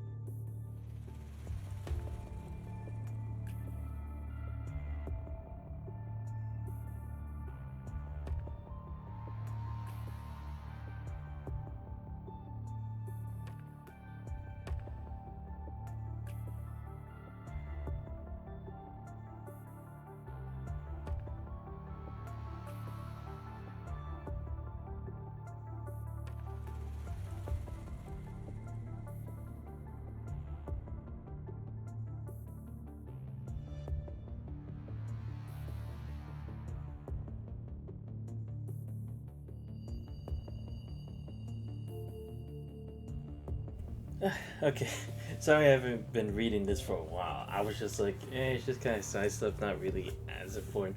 Plus, also, it's like, it's been a while since I've been back into this, and my voice is always starting to get straight with just the whole first part, with the whole, like, thing, meeting with me, Asimov, and Duhigg. So I was like, I'll just let this fly by as much as I can. So, sorry about that. On its way back from North 12th Street to his large courtyard home, Ma saw Mr. Gao's family rushing home. Now the couple seems to be having a discussion with Yu's family in the West Wing. Welcome home, sir. Mr. Gao, who usually has little interaction with the Ma's, quickly invites Ma in. With a sign walking up, but notice how anxious everyone here looks. What's everyone doing here? The Nighter issued an emergency broadcast asking everyone to stay home, so they had an important announcement to make. Well, God only knows what's going on. But this is pretty common now. I mean, I was pretty sick. I'm tired of all these emergency broadcasts back at the time when they did every 2 or 3 days. Did you hear about anything else? Me? No. Why though? People in the medical center were already talking before the night's broadcast. They were saying how Chao Feng and Pulau had negotiated these terms with Babylonia, that we'd all be moving to the clean zone. For real? A friend of mine who does business with the Northern Minerals told me the same thing. He said we'd all be safe from the punishing because the place is clean. The factory would be safe too if it gets moved there. Nonsense. We're finally back home after all these years out of the sea. Who in their right mind is going to want to move again? Might as well just take us straight to Babylonia, no? Makes me wonder why they aren't doing that. I think it's probably just a rumor too, if you ask me. So, did you hear anything else about it, Ma? You mean Gigi? Gigi? Yes, information coming from Pulau crew is usually reliable. Well, honestly, that beats me. Isn't it because Pulau has been around these days? The rest of the Pulau crew has been working non-stop and has been having mom since they were last home. Is that so? Anyhow, none of this really matters now. Should I go home already?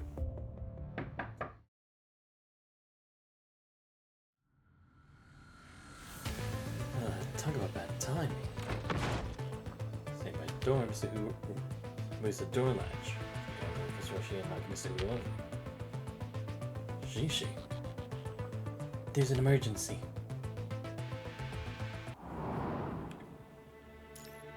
Finally back to more action.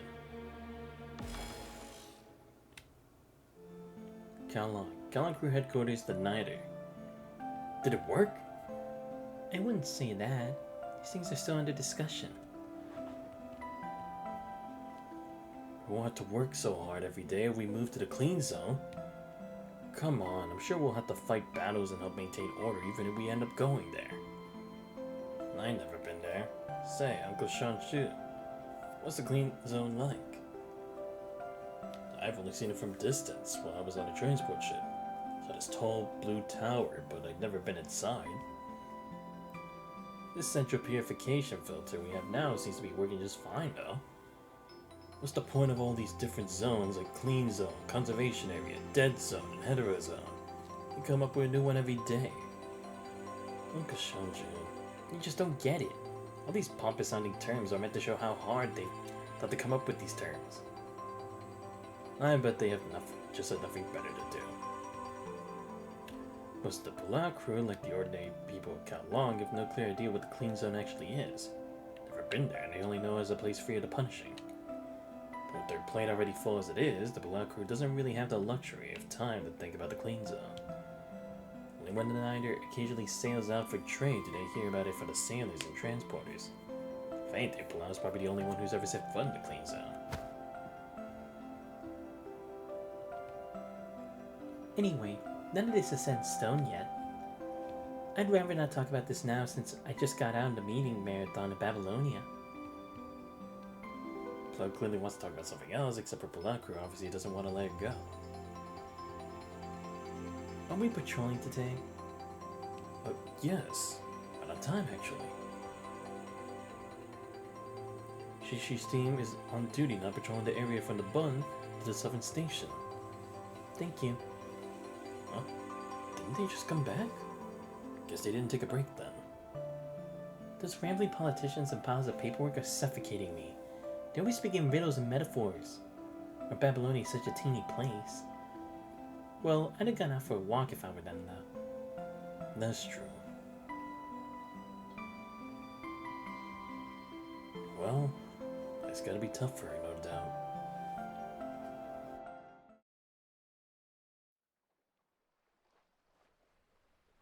The southern station is the southernmost end of Kowloong's freight hub, the southernmost point of the military auxiliary city, built on the reclaimed land. Beyond that, in front of Pulau lies the vast sea of Kowloong.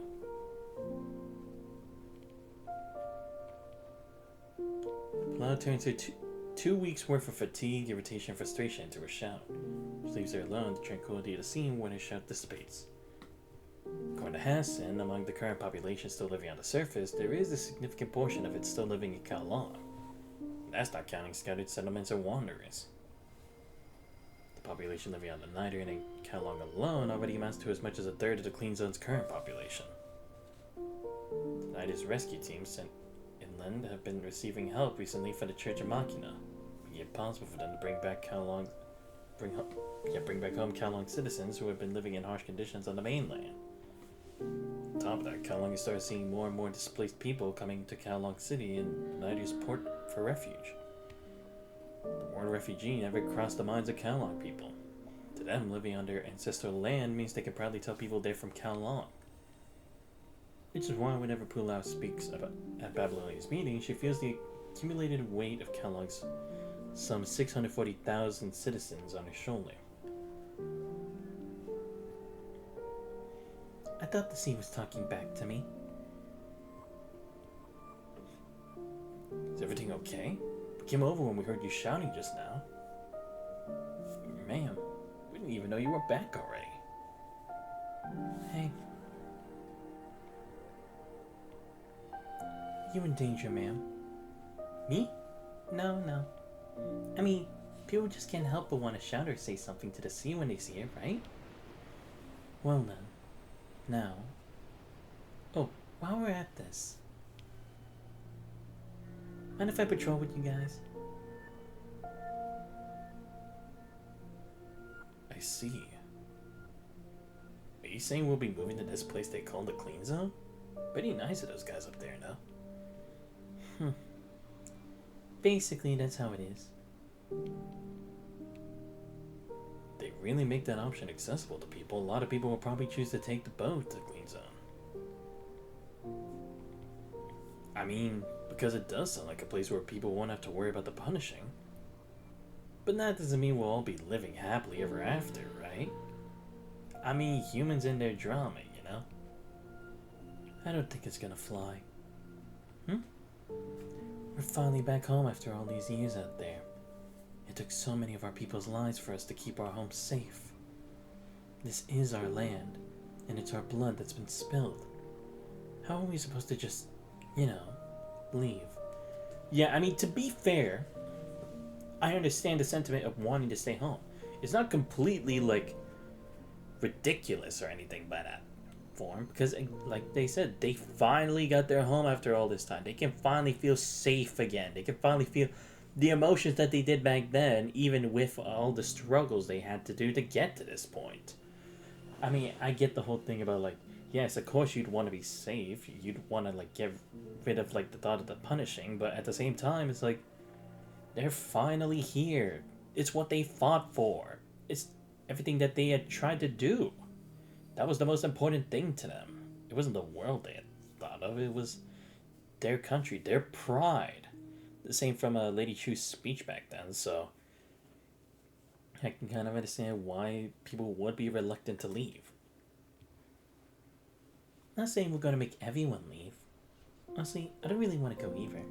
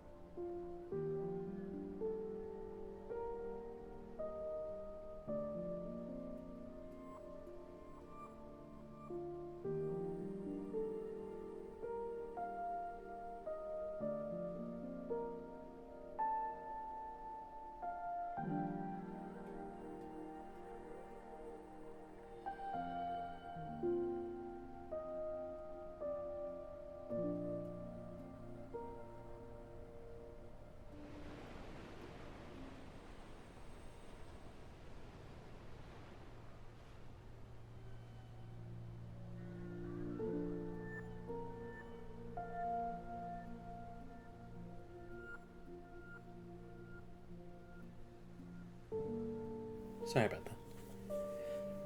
Hey, Four Eyes. You're not saying you'll make a run for it. What are you saying? I'm a soldier. It's my duty to follow orders. Your wish is my command, ma'am.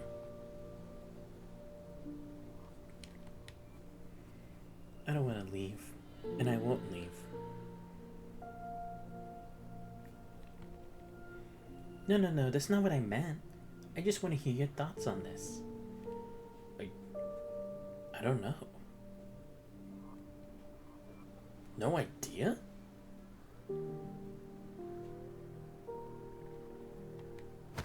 You little... Hangzhou.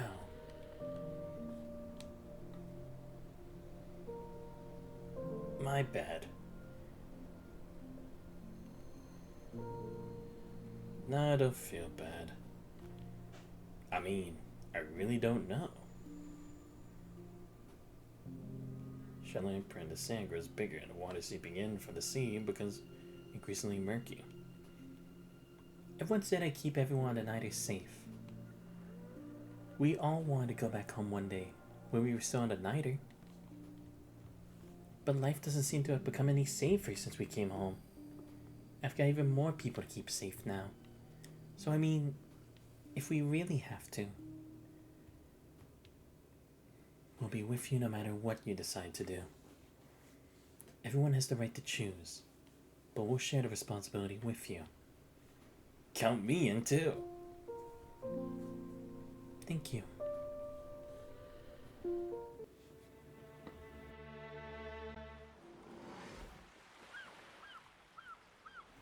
There's no place like home. Is Babylonia that bad? Well, shall we walk around and start patrolling directly?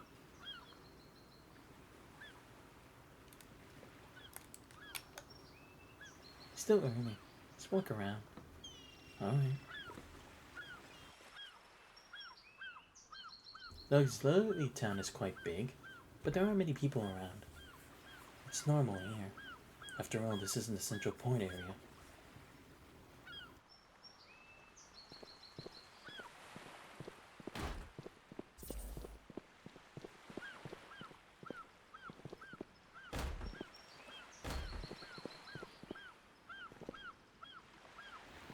The Niner is in white. Ooh, Mount of Pulau.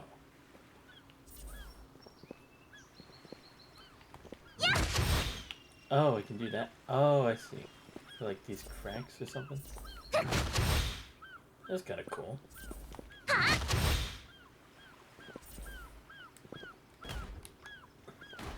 You got to be kidding me. Even machines need a break. At least give it some lubricant as a snack.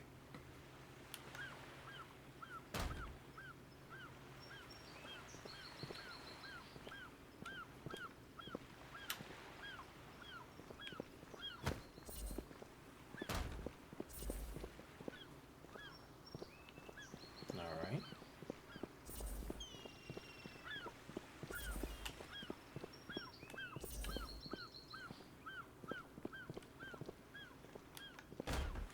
According to the schedule, we still need to visit the southern station one more time today.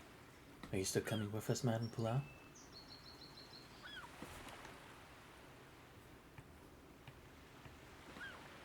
Shishi and Madame Pulau. Can't seem to contact them either. Okay, next patrol shift I need to hand over to is also at the southern station.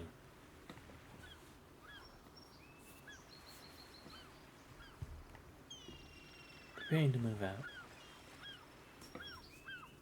Imminent crisis.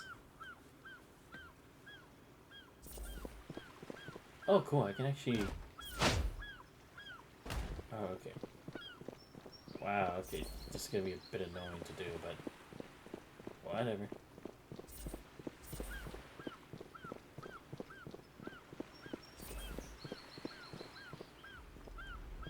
Wait, that's our crew. Watch out, Madame Pulau. Oh wait, shit. Gosh.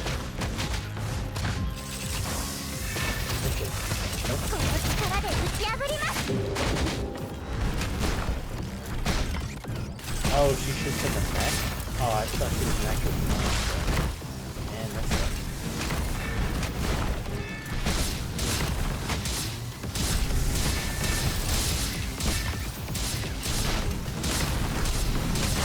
Here we go.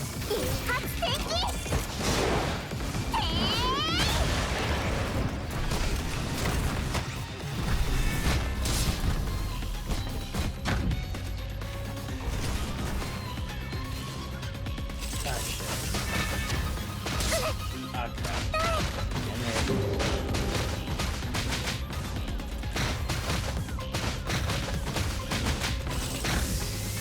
Nope.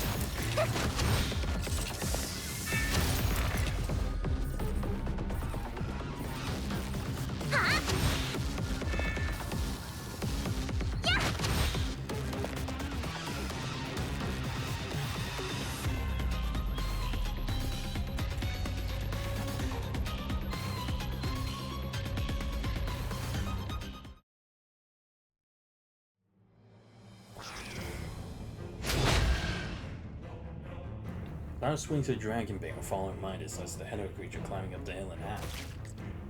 The severed halves are torn apart and consumed by the head of creatures coming out of the sea and eventually become part of them.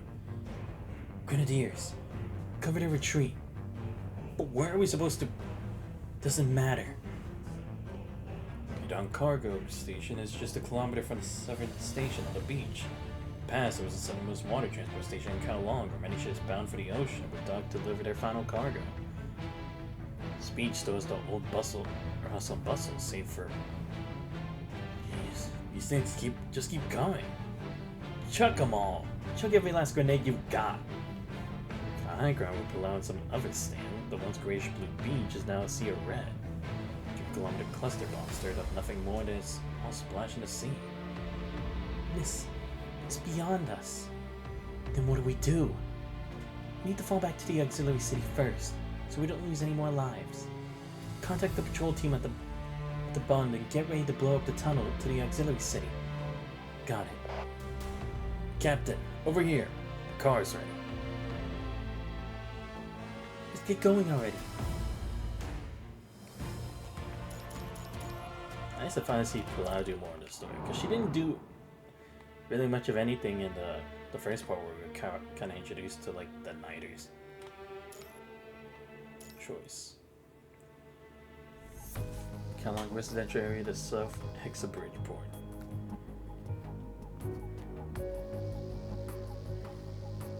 Shishi. There's an emergency. Ow. Take a breath. What's going on? Attention, to Kowloong residents. Oh no, that's just Pilar's voice. 3 hours ago, the auxiliary town outside the port was attacked by unknown punishing creatures. Upon verification, the creatures were confirmed to be what's known as hetero creature. We reached an agreement with the world government of Babylonia. All Kowloong residents can systematically evacuate and resettle in the clean zone. Right now, the Pilar crew is fully engaged in fighting the hetero creatures. Chuff and crew will work with the remaining Kowloong crew to handle the boarding and evacuation procedures. Residents who wish to move to the clean zone, please bring only basic items away in order in the designated area under the guidance of the Kowloong crew to board the Nighter. And those who... Residents who wish to stay in Kowloong, please remain quiet at home and wait for the alarm to stop. The port is still safe for the time being. We'll do everything we can and fight for Kowloong until the end.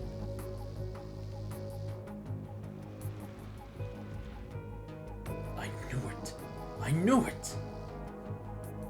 Scout picks up his briefcase while muttering under his breath. totally knew it. Everything in the factory needs to be moved too. Yes, everything has to go. Everything. Move it onto the ship. Move it to the clean zone. Hey. Run! What are you standing there like an idiot? It's over. Those other creatures. I wonder where we're supposed to fight those things. The Kowloong crew is just flesh and blood and is possibly outnumbered. What could they possibly do to those monsters?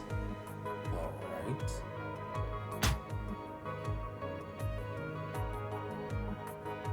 Mr. Ma.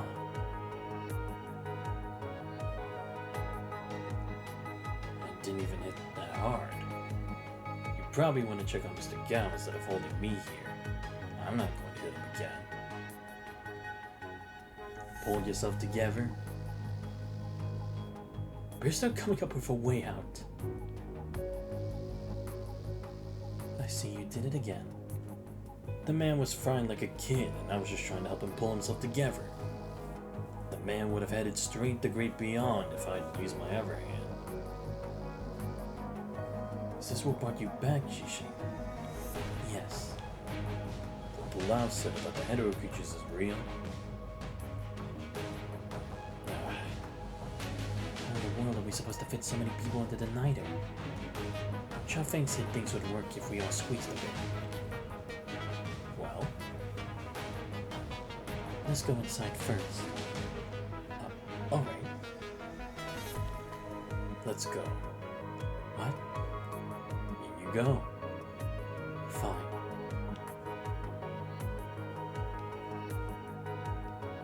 Each wing has only 2 rooms, or Ma's camp bed, the other was Shishi's single bed. Ma's room is smaller, but the efficient old man has kept his clothes clean and tidy for years. I have to go in a bit.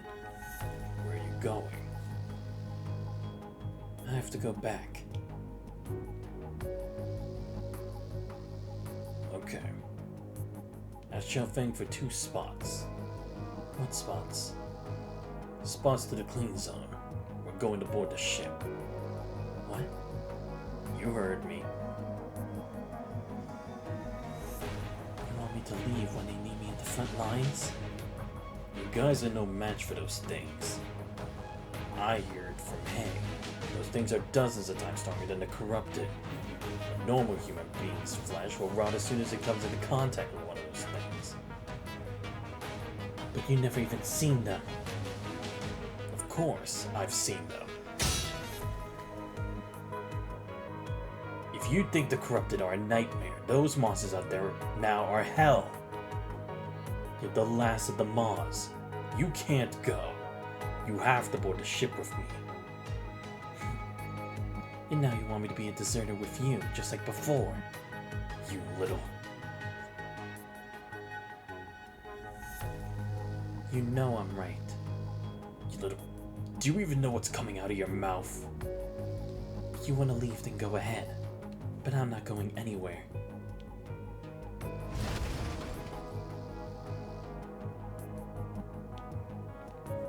Get the hell out of here! She lowers her head to hide her face from home. She turns to run out the room. Ma feels like he sees the last glimmer of twilight flickering and fall and leaves no ripples in the old yet clean room. It's when he feels like a steel knife is stabbed into his arm and stumbles back into his coffin like stiff bed. He gets up the mess he's made as he his death and blood leaving his body drip by drip. Glass frames. Old photo frames, dug into a big red stamp, as they can no longer project. These are all in his past. Gold star-shaped metal that no longer glimmers, not shining the last light of the sun.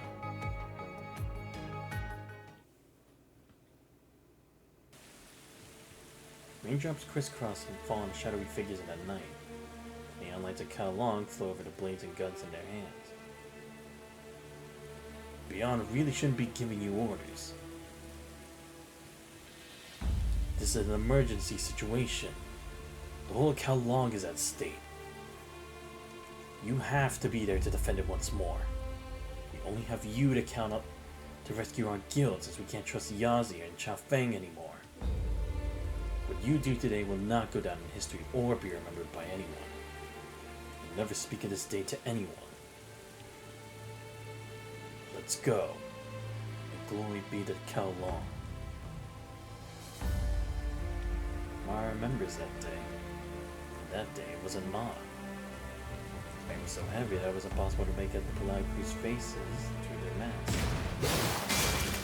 But the blood didn't even pool on the dark ground where bullets and blades pierced chests. The dying words of those men were crystal clear. True. Damn it. This can't be happening. Why don't you just go ahead and kill me? Are you mocking me? Leave. I won't be coming after you. Is that a joke? We stopped being family the moment we raised our weapons at each other. You're right. You have brought war and destruction to Kowloong. Wait, there was another sib? Oh, you can't be serious. For Villiers, now this guy?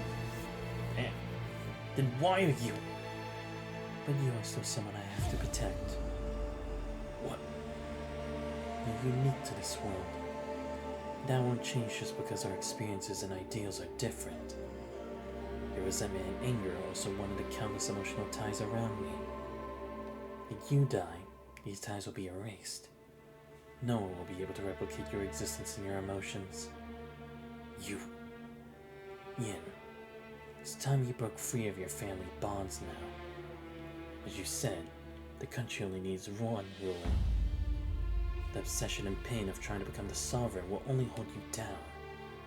Now you're free to do whatever you so choose, just like everyone else.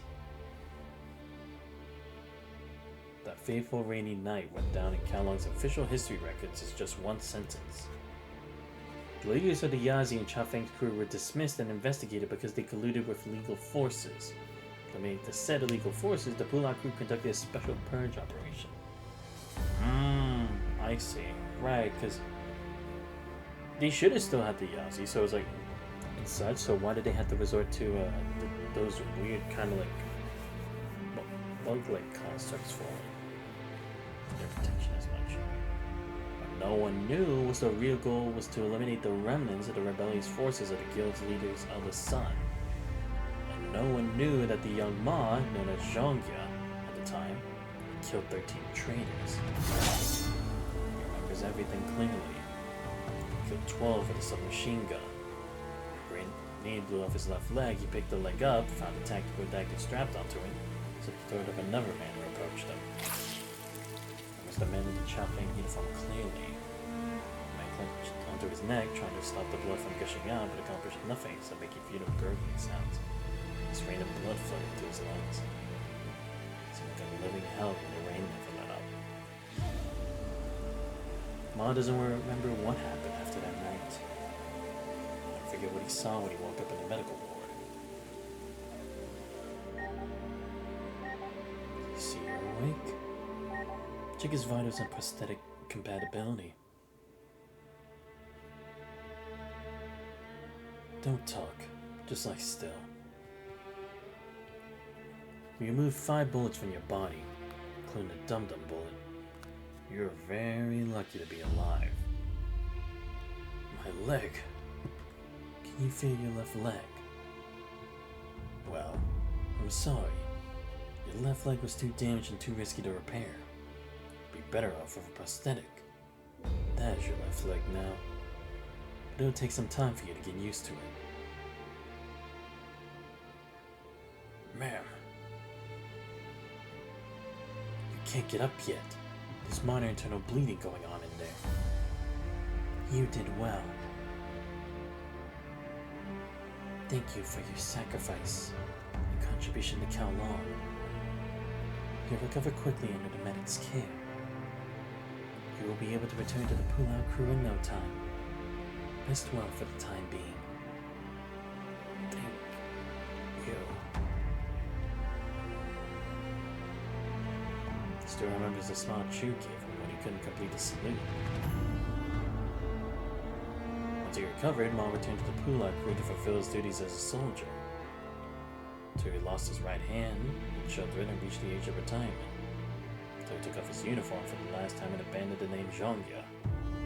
so his friends and family started calling him Mom. Dad, I got the transfer order yesterday. I'll be back tomorrow to take over the pull-out crew. That's good, Chili. Your old comrades always tell me stories about you. I told you those stories when you were little. I know, but hearing them from them hits differently.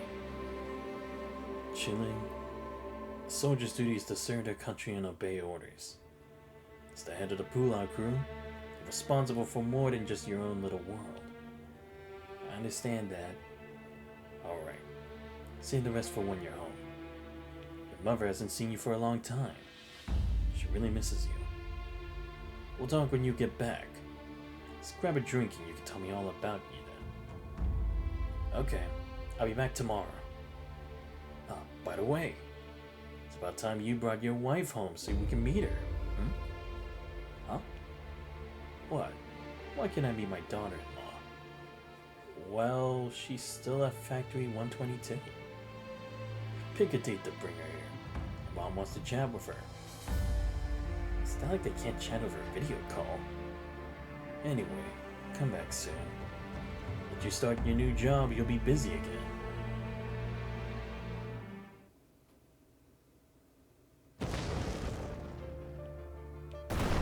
A series of deep explosions arrived from afar, shaking the entire room. What's going on?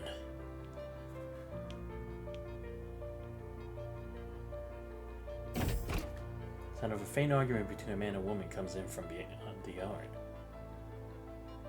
No, we have to take the factory equipment. We just need to. Are those things more important than my life to you? You go on board the ship first. You're going to abandon me. No, leaving together. Are you leaving? Yes.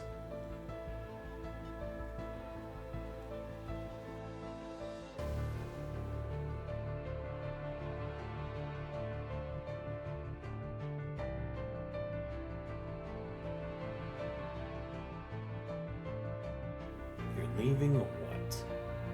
Let's go. Let's go. Where's the cart? What cart? We need a handcart to move all these things, don't we? Oh, the cart. The car has been useless for a long time. Alright. Let's go. Take you to the port first, and I'll find someone to help us move these things to the ship.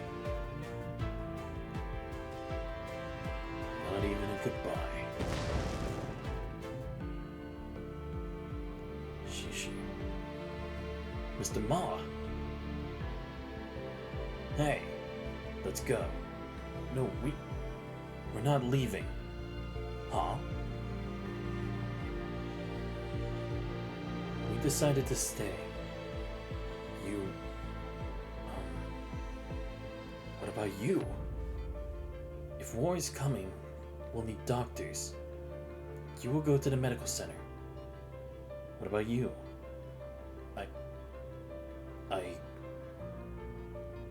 I need to find Shishi. I don't care what happens to me, but Shishi has to. Where are you going? I'm taking you to the medical center. Are you crazy? What are you taking a child there for? The broadcast said to stay home. I can't leave her at home alone. It's okay, Mr. Mom. There are a lot of people outside, but it should be fine. Fuck. Mr. Ma. Ash just wanted to steal knives solely into Mr. Hugh's hand. Think you're any useful when you're all frail and weak? You'll get trampled before you reach the medical center. Stay here and don't you die. Keep the kids safe and go wherever the pull-out crew tells you to later. I'll take you to the medical center. Looks like I won't be able to celebrate my birthday today.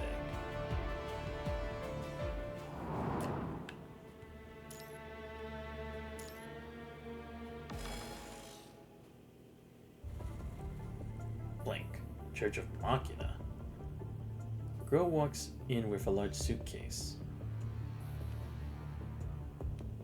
I'm back. I'm just gonna read it neutrally since I can't actually see what the person looks like. Teasing tone says the person sitting and swinging her legs on the railing on the second floor. Mother, she's back. Zero does a flip and leans down on the second floor like a ghost. As beside the other girl, scrutinizes her the same way she would sniff prey. You smell like Sage's data. You were with her, huh? Where is she? She come back with you? Every part of me, including my heart, screams and longs for Sage. Zero, where did you go? What the heck are these guys? Haven't even calibrated your tail balance device yet. Why'd you leave? Oh, hi. Good morning, Amina. Good morning, Mr. Xavier. Tell me, where's Sage?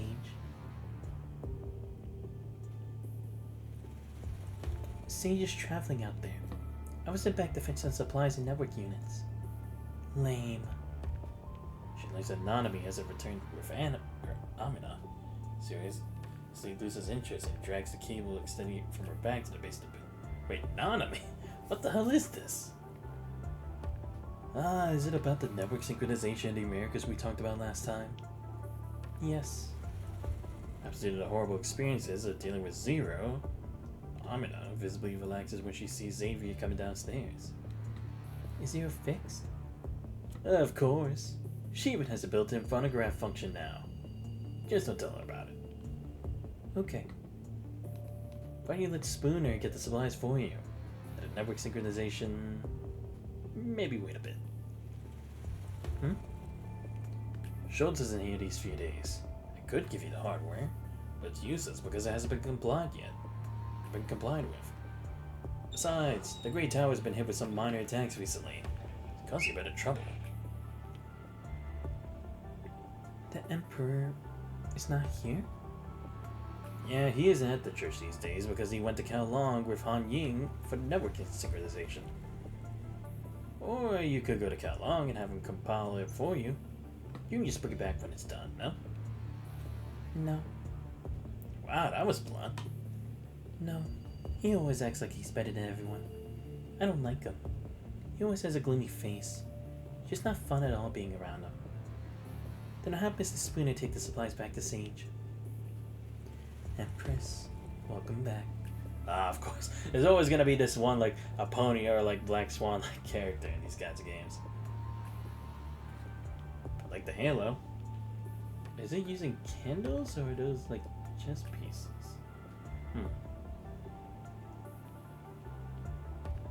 Mother, so I see the Sage hasn't returned.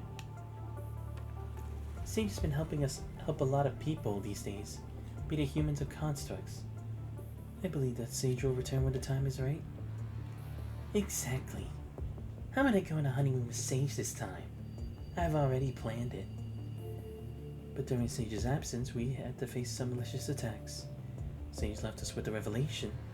Even that has become a target of attack these days. It's about the Great Tower.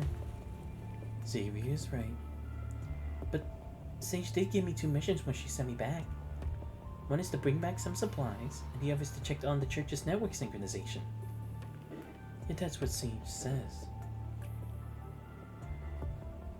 I'll provide more assistance to Xavier in fortifying the Great Tower's defenses. For right now, only Schultz understands the Great Tower's network protocol. I believe the issue with network synchronization can be fixed as soon as Schultz is back. And when that happens, we should stop seeing all the malicious attacks on the Great Tower. The Great Tower is still standing in the church's main hall, if the data flows through its bright lamps like stars in a cold veil. In the meantime, tell us about the Sage's recent activities, Amina. How has she been lately? I'll be honest, I was kind of wondering who would the antagonizing force be this time around.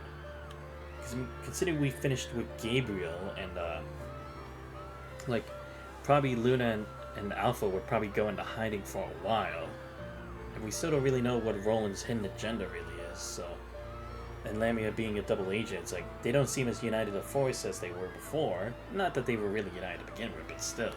So it was like, who would be the next bad guys?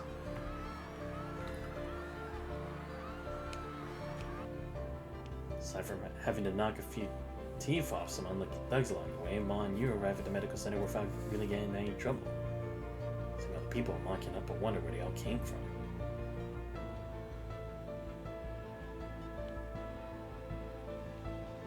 The medical center is like a rock in a turbulent stream, swaying the crowd that's heading to the North Pole. On you arrive at the medical center, they see a group of medics in uniform sitting at the entrance, holding hammers, drills, and other oddly shaped tools. Why are you here? The medical center must be short-handed at this time. Sir. Huh? No. No, Mr. Ma isn't here for treatment.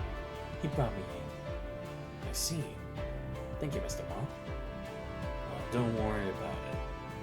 What are you doctors doing here with hammers, drills, and saws? We're all orthopedic doctors. We're just keeping these tools handy in case people decide to take advantage of the man and cause trouble. I mean, to be fair, there would be people like that in this apocalyptic world, so not the wrong mindset. So what now? We had to wait for further instructions from the higher-ups. Where are they? We're Kowloong and Chafeng. They should be on the front lines in the South Pole. Explosions came from the south. Yes, because they just blew up and sank the auxiliary town. They what? Sink it. Kowloong's auxiliary town isn't very big. It's still a 30 square kilometer artificial island that stretches out from the continental shelf.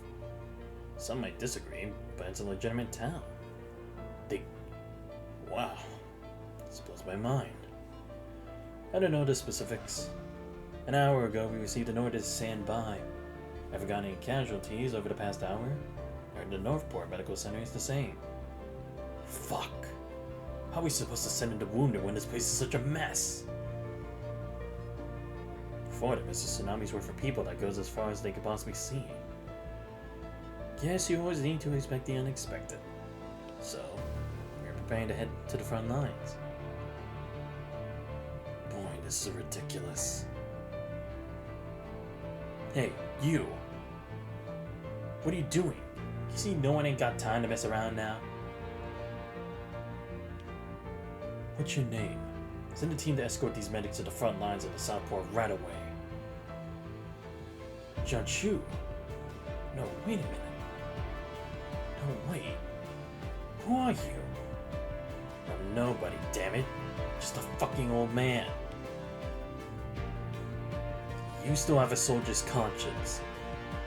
Take these medics to the Kowloong crew headquarters now. People at the front lines need them now. How are we supposed to fight with a bunch of wounded soldiers? And, haven't you seen? I need approval from the headquarters to send them to the front lines. Fine, then hurry up. Hello? Hello? Can you hear me? Hello? The radio isn't working. I can't reach the headquarters. We lost contact. You try contacting the headquarters too. And try calling the Northport Medical Center too.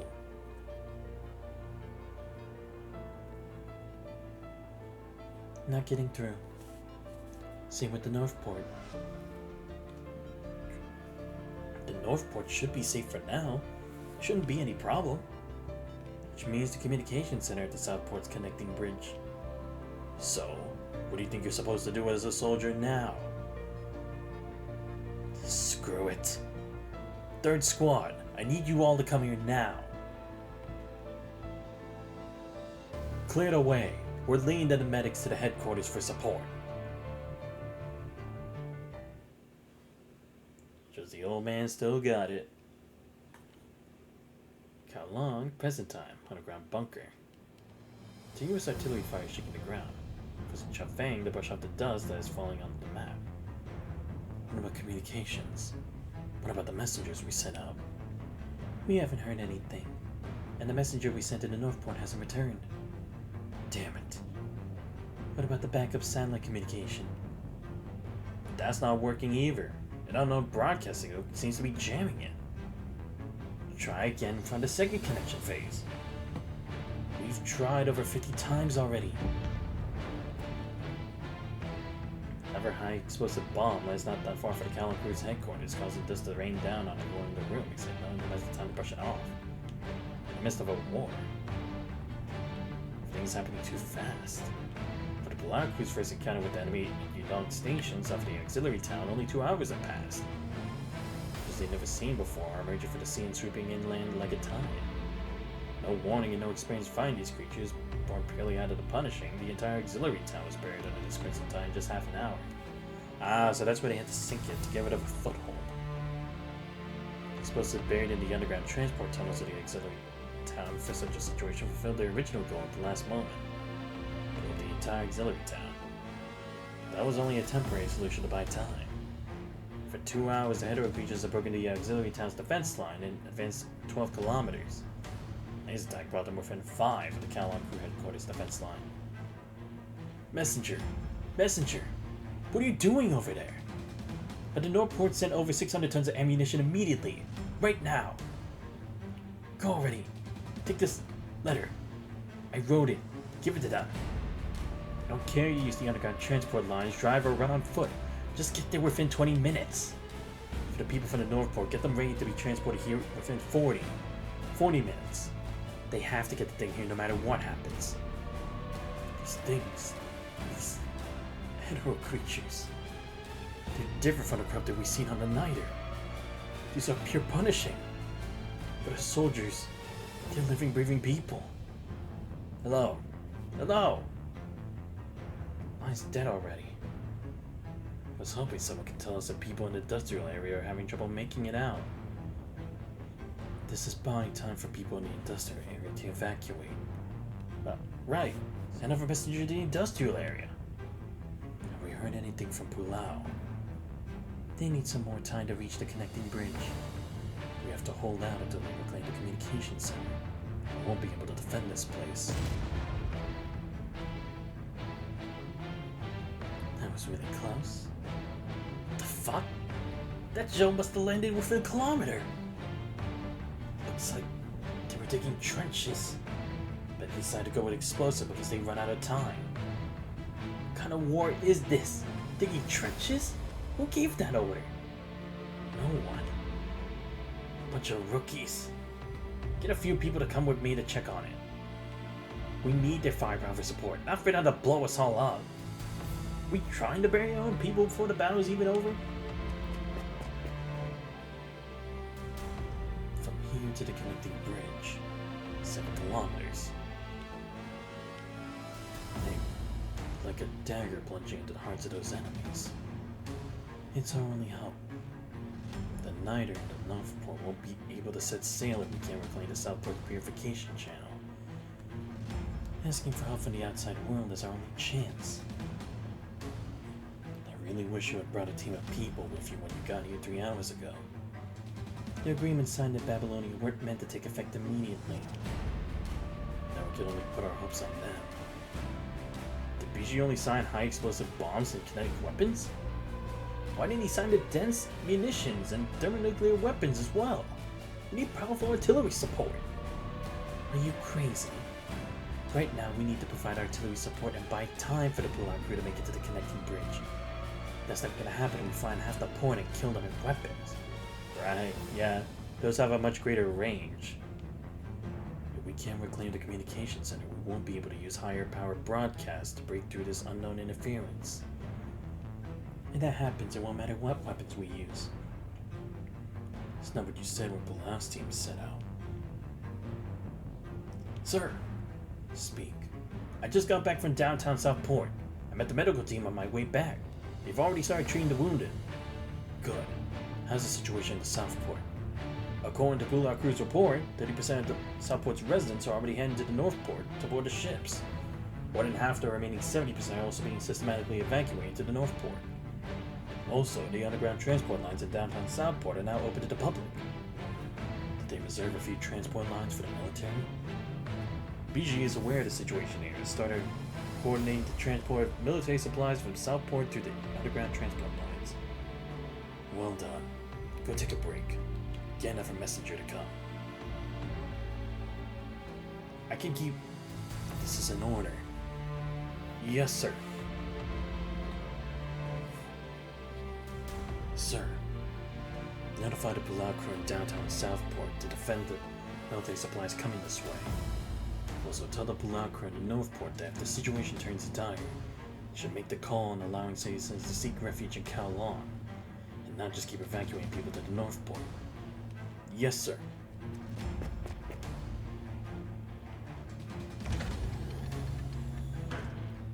What's going on? This geezer.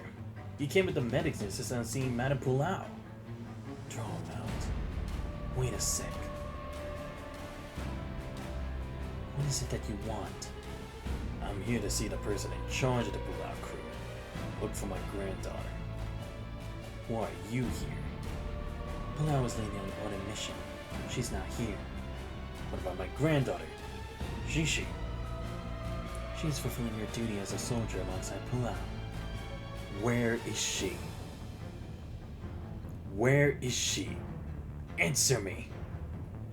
The second squad is currently heading to the connecting bridge of Palau. Their mission is to reclaim the communications center. Reclaim? Reclaim? No one can contact them until they reclaim the communications center occupied by the hetero creatures. Who sent her? Who gave her permission to go? It was me.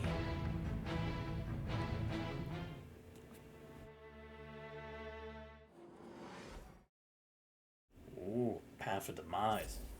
Is this the way to the comm center? A paper in that map never goes wrong. Keep quiet. Don't alert the enemy.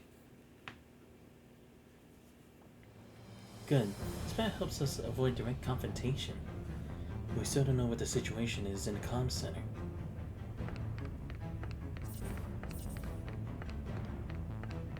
Oh, I thought I was gonna have to dodge barrels again.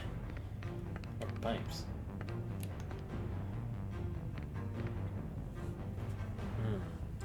Right this way, to the comm center. Oh, right this area again. Let's just do it. Wonder what I would need the preparation for. That's a battle's about to happen.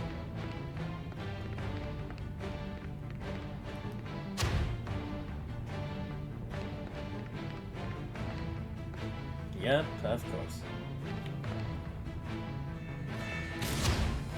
Oh my god.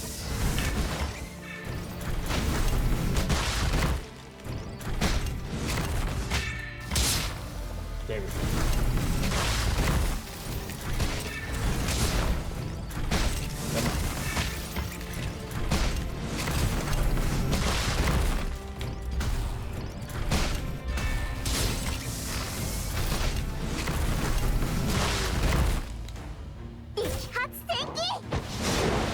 Come on. Oh, no, at the end it just wow.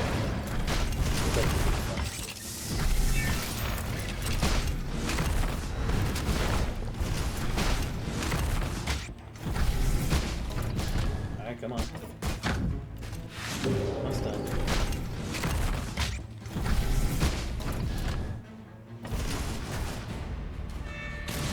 Oh, shit. Didn't even realize it.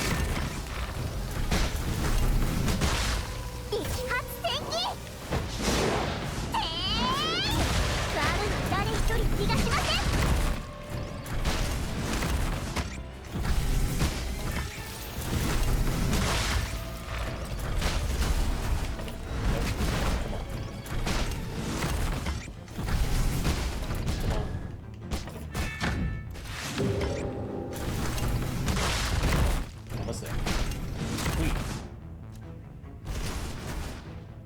There we go. Oh, you ran. Cool. Wait, switching back to the route.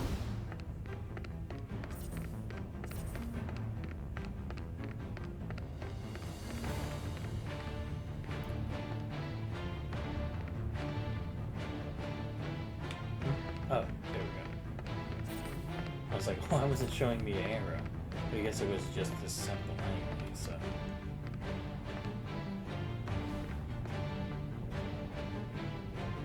Oh boy.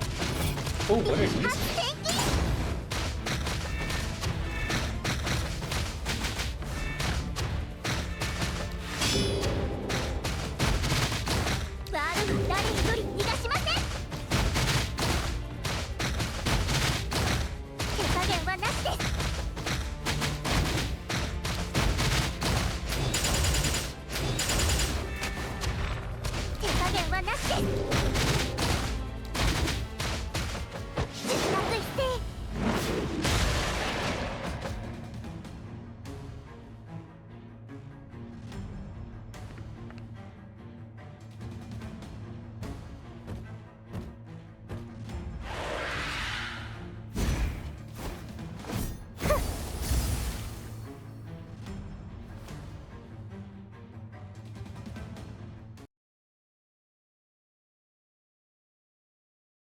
Kowloong Industrial Center Factory. Mr. Wang, all units are low temperature. Okay. Hey, wait. Hurry up. Don't rush. Stop the reactor. It's direct order from above. Now? If those things really come here, we'll all die if we don't stop the reactor. Tritium Grove halted. Good. Move the clarity. Good. Reactor number 2 stopped. Good. Junji doesn't even look at Mr. Gao. Continues to operate the control panel methodically. Wait. Somebody throw this douchebag at the transport truck. How dare you? I'm trying to make sure all your precious equipment gets onto the ship. Now shut up. Somebody come here.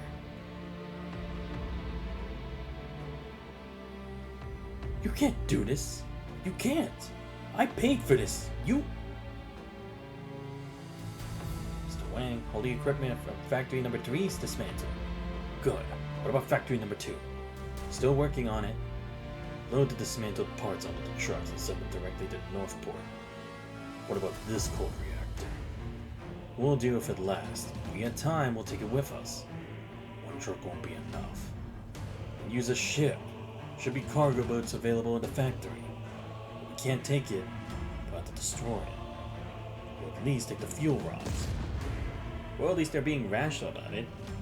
A way to make better than making ammunition for the Punishing to use. They're buying us time. Hurry up. Dad, Wang. Take a team to factory number 2. Make sure they dismantle and transport the equipment as fast as possible. What about you? Northport still needs power. I'll keep the fuel power supply here when I'm not taking apart the cold reactor. As the sea grabs the shoulder of the chief engineer, the Nighter, who's head taller. But his earlier dusty hands, his trembling grip doesn't leave even a black handprint on the engineer's shoulders. Only a few seconds to take a last look at each other. Got it. Take care of yourself. I will. Mr. Wang, the phone's working. Communications are up. The world does not leave any time for this man and his voice to save their emotions. Prepare to switch to the firepower supply unit. Follow my order and close the circuit and contact the Northport Load Center for synchronization. Pass me the phone. I'll report to the headquarters. Does he have time to look at his father's back as his father leaves? 2 hours later, when the light that shattered the Kowloong night illuminates the world, his name and the names of many other workers like him will be etched in the roaring steel.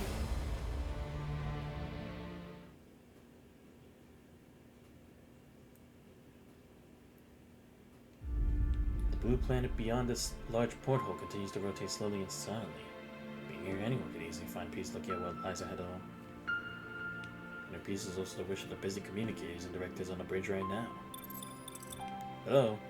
Hello? You hear me? KG 0511A, can you hear me? Please respond to you copy. What's going on? Confirm the source of the signal? Calling. The Snyder's code.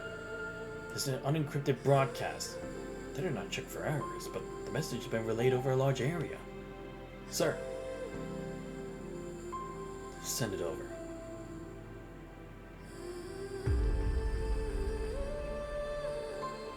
I need you to find out what happened right now. I've already requested long-range signal surveillance from Gestalt. We're picking up an increase in the signal wavelength with the punishing in the Kowloong area. What? 258%. And rising. Keep reaching out to the transmission station. Don't stop. 274 and rising. Call the commander and president now for intervention. 307? Crimson streak at the large screen. The bridge passes through the blue planets. My blood does not belong to her. History of war is a history of numbers. It's a history of data. When history brushes against the beaches of Peloponnesus. The papyrus will not leave a space for the births and deaths of ordinary soldiers with their round shields and spears. History will crush their flesh just like how it crushes steel and grind everything together to a sticky ink for future generations. History never deviates from its course. Which is why the same will happen when history brushes against the coasts of Kowloong. That's the other thing I love about this game too. It takes the sense of war very seriously. Not that war isn't serious, but sometimes they make it out to be a bit more like simplistic or just only from certain perspectives. Not really looking at it from like the everyday people to the people on higher up status to the people actually involved, to those who are indirectly involved. They do a really good job at this. But let's continue a bit more. I want to at least do another battle. Underground bunker. Doctor! Doctor! People look like they have just escaped from hell, covered in open wounds that are crimson colored as it makes it punching in blood.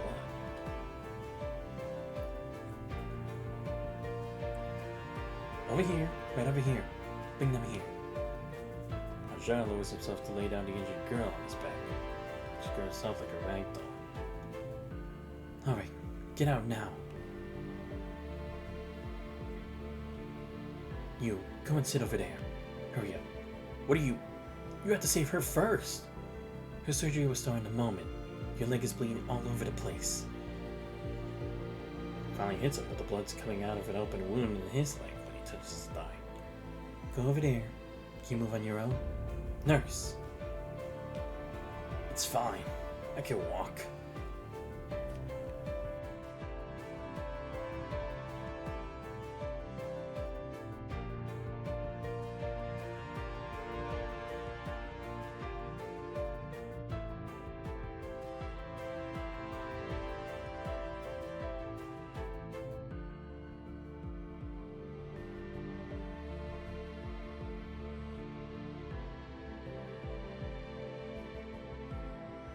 You didn't even know you were injured. Nurse, treat his leg. The serum. Where's the serum? Hurry. We just arrived from Babylonia. Sorry we're late.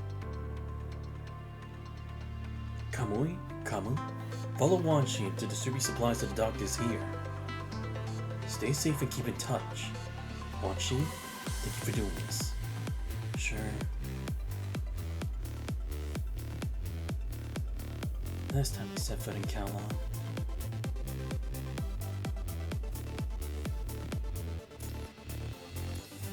Just a few years ago.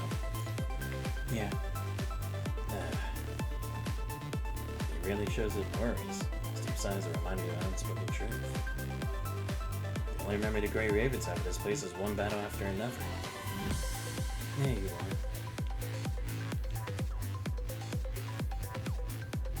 To make yourself more presentable to her guests, the woman gets out a handkerchief, also stains blood from her pocket to wipe her hands. She cannot get the dried blood off her hand. Rush down here as soon as we can get the order from President Aston. See, I told you you'd be the Strike Hawks and the Grey Ravens. Alright, ain't got time for chit-chat now. This way. So, we're counting on you. We'll do our best. She takes the gloves from Liv and puts them on skillfully. Uses his hands in the air to keep them sterile before nodding directly to medics. Fortunately, her injuries aren't severe. She has a mild infection, but no organ damage. Let's set her up for anesthesia. 1 bag of synthetic plasma and 2 bags of immune serum. Inject the serum immediately. Wait, her blood pressure isn't looking good. She's lost too much blood. Get a pad or a sheet to stop the bleeding. Prepare for nano-debridement and stitching. I'll take it from here. Go and get yourself ready for the next surgery. Kowloong should have all the supplies. Sorted them before you left. Got it. They closes the white isolation curtain right away. She glanced at the politician with bloody hands before rushing away to help the medics. Who are you? Me? I'm her aunt, so I guess I'm her family. This wide endless tunnel is filled with the wound. There are barely any complaints, grunts, or cries.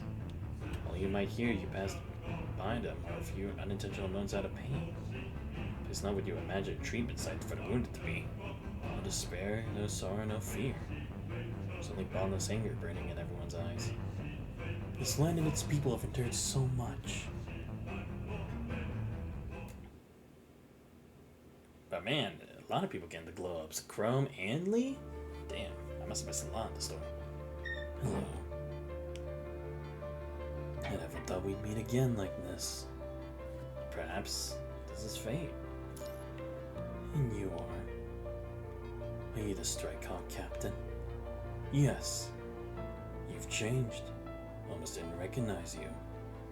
Anyway, welcome. Whispers a few words to another member of the Kowloong crew. Wasn't an easy trip, I bet.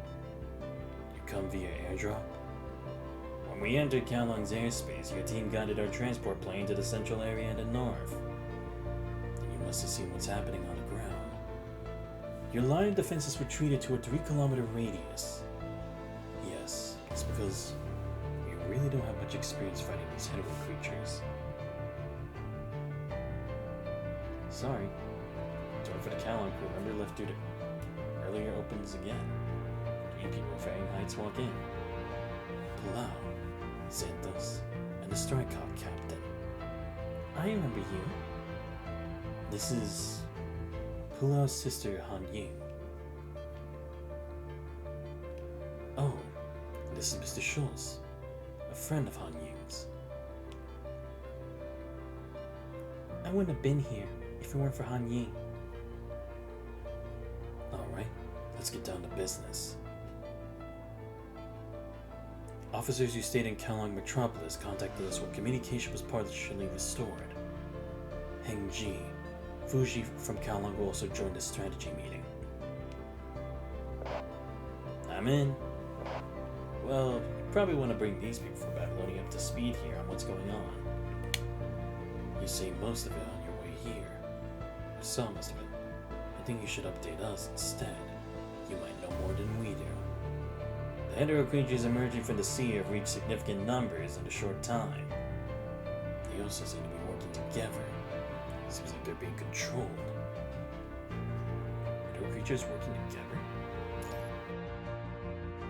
This has been described in witness and combat reports since the beginning of this year. Only a few hetero creatures worked together back then, though. It definitely wasn't comparable to the scale we saw on the plane. The ones spreading outward from the beach have already reached wild numbers. From our quick look, the hetero creatures seem to stay in a relatively low-level form. Like what happened at the aquarium. No. At the aquarium, the hetero creatures were attacking everything without a clear purpose and the kind of coordination Xiaofeng described. Meaning something is different this time. It's possible. We don't know yet. I have a question. If they are just attacking everything like Chrome said, the hetero creatures were pretty crazy before. They seem to be moving slowly in an orderly fashion just now when we saw them from the airplane. We noticed that too.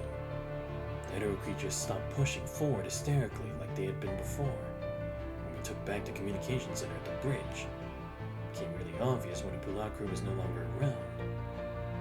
It almost feels deliberate. Anyway, all we know is that they're slowly moving north and it'll keep getting harder for us to launch counterattacks and break through. Is it possible that maybe it was all to drag us out? Because it seems like it's been like that the whole time till we arrived. Maybe they figured that if Kowloong was in danger, we'd come back, just like we did before. So many people are still trapped. We can't save them anymore. They've already missed their last chance to escape. His face darkened as he cast a glance your way. Longinus Arsenal is our last chance. No, we can't use that. Commander Nicola briefed us on the situation before we left. The Parliament gave us permission to use Longinus Arsenal. But Gaston unanimously rejected the proposal. And we didn't bring any nodes with us to locate Longinus Arsenal. Given the strike range and power along in this arsenal, Parliament probably included the entire Kowloong in the strike area when they approved the proposal. Are they still thinking about Chu and Huazhu? What do you mean? The Longinus Arsenal attack might actually happen one day if the situation worsens and the Parliament so insists. I'm only saying it might. That's why President Hassan talked to us before we left. He said he wanted everyone in Kowloong to evacuate, if worst comes to worst. In any case, before the final call, our goal is to assist Kowloong. But without support from our mega weapons and Longinus Arsenal, there's only one option.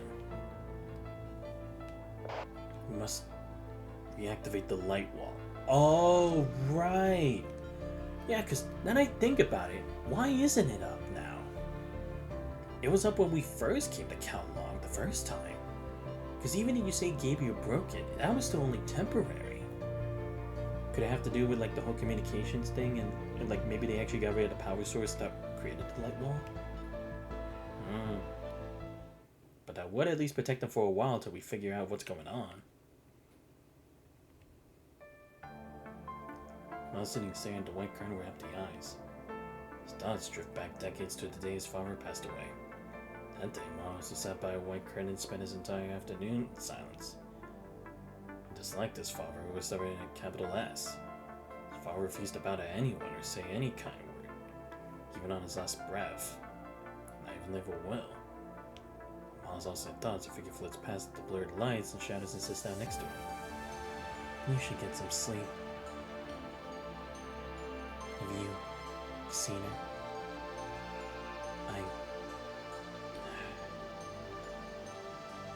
No, don't say anything. One of the Ma's must live on. Someone must live on.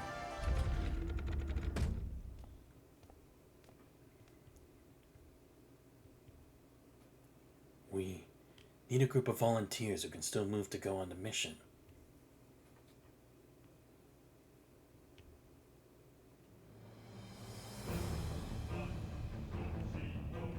Now we're seeing the anger of Kowloong's people. Finally getting their home and people are trying to take it away again. One after another, hands start shooting up in the dim light. It'll be a very difficult mission. It's very likely that you'll never return.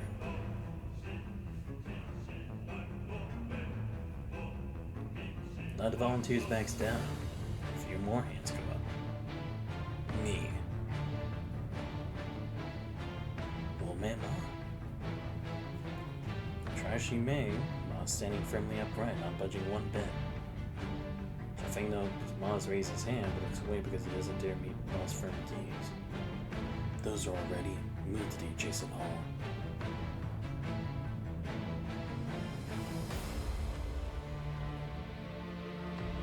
The volunteers all stand up and walk away in silence, like a moving forest feeding on silent gazes.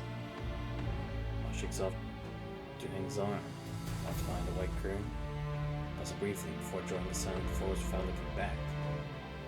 Not even Chao Feng, the Grey Ravens, or the Strike Hawks say anything behind them as they follow the forest of silence. When the tunnel keeps their eyes fixed on the forest until it disappears into deep darkness around the corner. staggers behind a white curtain where the girl is lying peacefully on the bed, covered with bandages and serum needles. Her chest is still heaving, and a faint tremor traverses the dim, five-pointed star medal sitting on her palm. The medal still carries fresh crimson blood. I'm so sorry. So sorry. Father. Voice so faint that no one can hear her.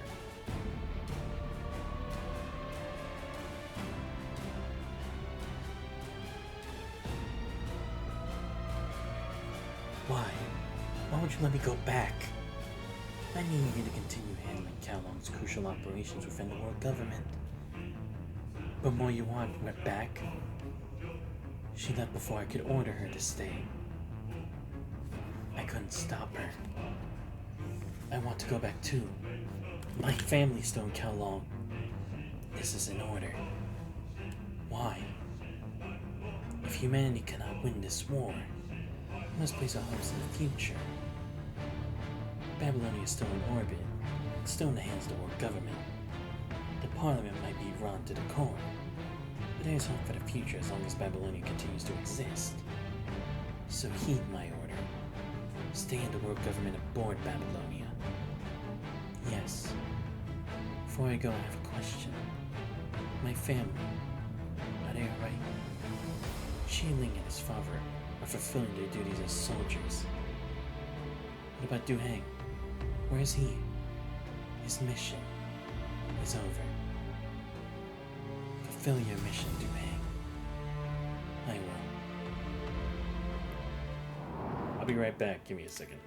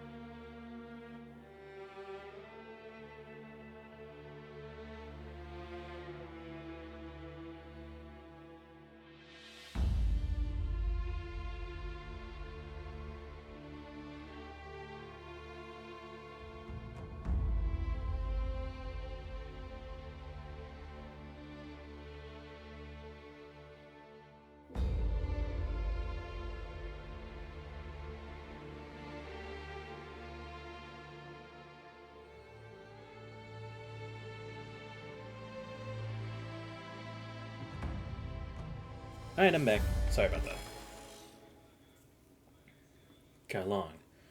Underground bunker. Big screen shows the full map of Kowloong. Shuffling visit the terminal on a standard just as the hundreds below. I'll keep it brief. Our mission is to reactivate the light wall. Fuji from Kowloong gave us a suggestion since we cannot keep sending soldiers and teams to fight these hetero creatures. The light wall is an energy shield that is indefinitely similar to weak electrical unification levels. It's induced and generated by the computing power of Tabula Akasha and Huazhu. It's the computing power to differentiate targets that is capable of destroying anything trying to pass the wall with intense heat and cohesion. The Battle of Kowloong was exemplary of its power. This is an electromagnetic computing power node used to propagate signals. Some of these nodes were destroyed. Some lost the energy they needed to function in the Battle of Kowloong. Ah, right, yeah, because... yeah, that would have happened during it. When the time and place are right, we need to reactivate these computing power nodes to reconstruct the light wall. But there's a problem. We can't set them up only on the outer perimeter of Kowloong. The light wall will only be effective against what's outside, and not kill the hetero creatures already on the inside. So we're gonna have to handle it, all the ones that are inside within range before we activate the barrier. So we need to activate these nodes in stages. Start at the center and gradually expand the light wall outward to clear out the hetero creatures. Chafeng gives BG's crew on the other side a nod for them to start distributing the tools. Chafeng picks up a palm-sized terminal for demonstration. We're now distributing the calibration terminals. Once you take the nodes to a target area, Huazhu will instruct you to calibrate the position parameters using this terminal.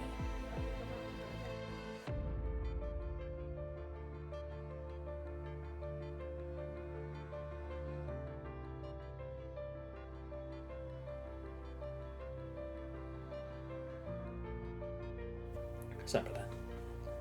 Once you have the correct position, insert the node. Once the node is inserted and confirmed, the indicator light will turn green. Next, break the glass cover and pull the trigger button. Opens the back cover at the computing power node. Demonstrates how to insert the terminal before smashing the glass cover at the device panel with his fist. Calibration must be done before you put the node on standby. Once that's done, the node will send a confirmation signal to us through the Hexabridge port communication center. That's how we'll know that the node is set up and on standby. Once at least 80% of the nodes are set up, Huazhu will overload the Hexabridge port communication center and set a code to all the nodes to activate the light wall. Out of 79 light wall nodes in the city, we must successfully set up at least 80%. Right now we have 347 volunteers. We'll act in teams of 3, deploy these nodes at 140% capacity. We must finish this mission. And that's basically it. Chafeng checks that everyone has a communication terminal before turning off the terminal in his hand, cutting off contact with Fuji. What I'm about to say next is for all of us here only. Strikehawk and Grey Raven coming down from Babylonia will focus on drawing enemy fire and clearing the path to the target locations. The Palau crew will also join this operation and will handle the additional 30% enemy attack. Yes, in addition to that, I've been informed of the costs and risks that will come with reactivating the light wall. Huazhu and Kowloong is also under attack from unknown enemies, so it cannot use its full computing power to help us identify whether the light wall is detecting a hetero creature or one of our own. That's right, Huazhu is still inside Kowloong. Given the situation, that's hardly the point anymore. What matters is that the further out the nodes are, the harder it will be to identify an entity accurately. In addition, we'll have no support on our way back from this mission. We'll be all on our own. So, Benny will never return. But if we succeed, the light wall will decimate the hetero creatures. I ain't scared. Screw 'em. Count me in. What's the worst that can happen? Death? Me too. Chafeng sees her detach himself from this commotion. Goes steps off the stage and holds Chafeng's hand. The operation will start in half an hour. Send another message to the people in the industrial area. Will do. You're being usually indecisive today. The think I care about the infrastructure and money? The people. People who build our backbone with steel. Everything we want to achieve must be reached with sacrifices. You don't even know their names. I don't. But I will remember each of their stories. Damn, that's a spec right there. Kowloong Industrial Center main control room in South Bridgeport. 40 minutes since the last transport vehicle to the South Harbor Industrial had left that. Carried the last batch of industrial equipment to be sent up to the Niter in the North Port. Where I left the underground transport tunnel in the Industrial Center, 14 workers watched it leave the platform. It would have been hard to tell that they were marble statues of living people had it not been for the safety helmets on their heads that gleam in their eyes. Now they're all standing in the stuffy control room. Someone sitting on the cement floor with legs spread out, fanning the stuffy air with a helmet. One person buries his arms in silence. Others holding the phone by the control console just to get a busy signal. Never leaning against the console. There's this other one staring dead at the clock of the wall, eyes bloodshot. The control room is located at the heart of the industrial area, where the workers control all the key parts of the industrial area. This room was shut down 2 hours ago along with the fusion reactor that powers the entire port. The last transport vehicle that left was unable to take the old and massive fusion reactor with it, so it took 77.5 kilograms of ultra-low temperature deuterium or tritium fuel cells instead, but it left 0.75 kilograms behind the end. These people receive orders to defend this place at all costs and never let the punishing take over the industrial area. Once Pulao Crew's ground defense retreats to the North Port in less than 5 minutes, as calculated by the Kowloong headquarters, the entire South Port will be engulfed by the punishing's red tide, and these people have long lost their last chance to survive, to leave. In other words, they will and can only provide power to the North Port for 5 more minutes. In 5 minutes, the marble-sized glass balls already loaded into the ignition chamber of the old machine above their heads has been left there for 2 years to be their only weapons against the world. 2047. Pressurize the target chamber.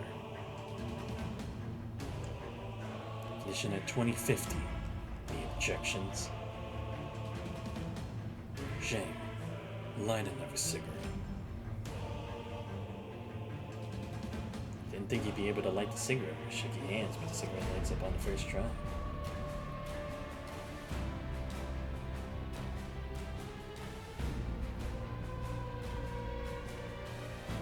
Is it? The headquarters told them that in case the situation got better, the Kowloong crew would send a signal to the main controller to indicate that they should halt the reactor overload operation.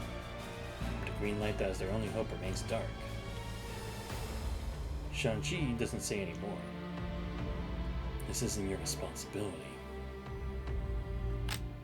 The funnel shaped reactor nearly belches out a piercing scream. The white beam shoots into the night sky, and visible heat ray sweeps over them all. This fusion reactor was bought from Actec. It uses the most primitive configuration for the Golden Age, sturdy and reliable as an old ox. But if all the target chambers are forcefully inserted during full power plasma circulation, the power of the plasma, which should bombard the fuel balls sequentially, will increase drastically. The silicon lithium compound assisting the reaction in the chamber further amplify the growth rate, start feeding the fusion. Design this reactor can only withstand maximum critical overload for 60 seconds. And God knows what will happen after those first 60 seconds. 6 small deuterium tritium fuel balls weighing at a total of 0.75 kilograms react completely at ignition to prevent more destruction and collateral damage. This will cause the core to overload and result in a controlled mount explosion at 2 kilometer radius. It's only 6 bullets that will generate a 2 kilometer wide sun when fired. The wind of hatred hovers above their heads. First he seems alone. More will soon join in. In controller's glass windows, they see the corrupted, the ever-hideous monsters drawn in by the intense reaction. So no need to ask what's ahead. The thing grows louder until it's no longer just singing, but a roar that drowns out all the alarms and screams. Stand tall and march forward. You must protect the factory at all costs. I now give you permission to destroy all the facilities by overloading the reactor and blowing up the industrial zone if necessary. Never hand it over to the corrupted and hetero creatures intact. Do not retreat. I repeat, do not retreat. Tall candle burns brightly, piercing the heavy night and illuminating the shoulders of the heroes about to ignite another beam of light. Never be gentle. Never compromise. Continue to resist.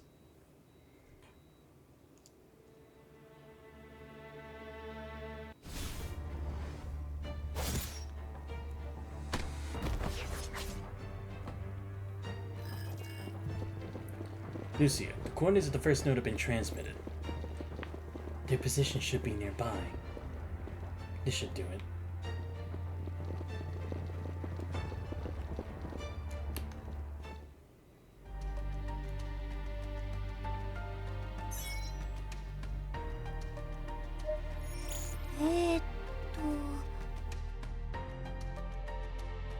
Position calibration completed. 2 more backup redundancy nodes to configure. The first node is on standby now. There's no time. Can't afford a loss. わかりました。 Head to the next area. Watch out. It was a near miss. That was close. Lucia. Lucy, you alright? Just a sneak attack. Don't worry, Commander. Landon, you're fine. You're in charge now. Watch your back. Roger that, Commander. The communication is interrupted. Over there, the hetero creatures. The punishing signals must have interfered with the long-wave transmission. Let's configure the next set of coordinates as soon as possible. There's no time. I'll bring up the rear. Go, pull out. You know the place better. Make sure you withdraw in time once you finish the configuration, Lucia. ええ。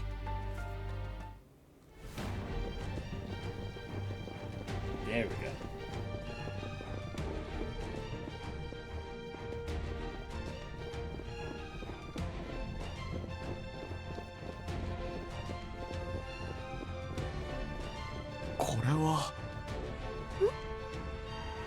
Why is there an umbrella here?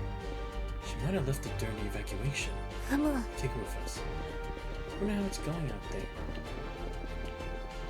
Oh, okay, here we go. Am I supposed to do... Oh, okay, I am supposed to do this.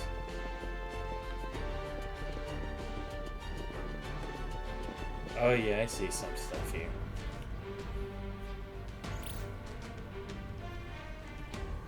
The calibration light wall node is complete. It's so quiet here. I don't see any enemies on the scene. Are you kidding me? Damn it. They sure come on time. Prepare for battle. Oh shit.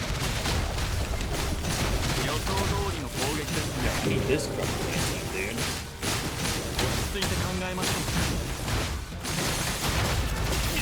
Oh shit, I meant to dodge. Oh shit. Here we go. 勝利への道を切り開きます落ち着いて考えましょう手加減はなしで。私の視界の外へ行かないでください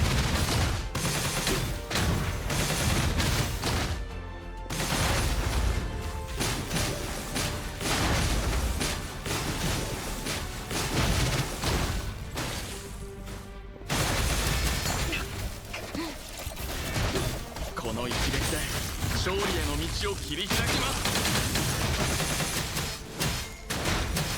ザルは誰一人逃がしません。この一撃で勝利への道を切り開きますこの力で打ち破ります。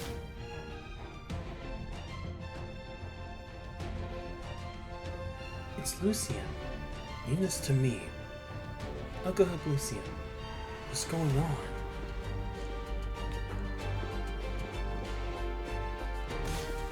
Alright, let's go, girl. Oh boy.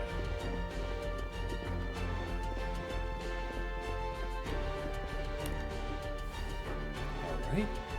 should do it.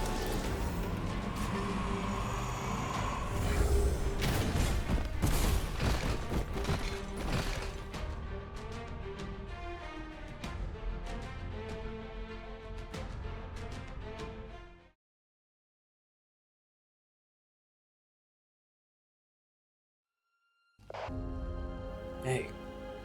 Huh? It's taking forever. What time is it? 3 minutes to 10. They sure felt like a lifetime. 37 counts as a lifetime. Would have thought you were 73 from the way you talk. Am I living on borrowed time or what?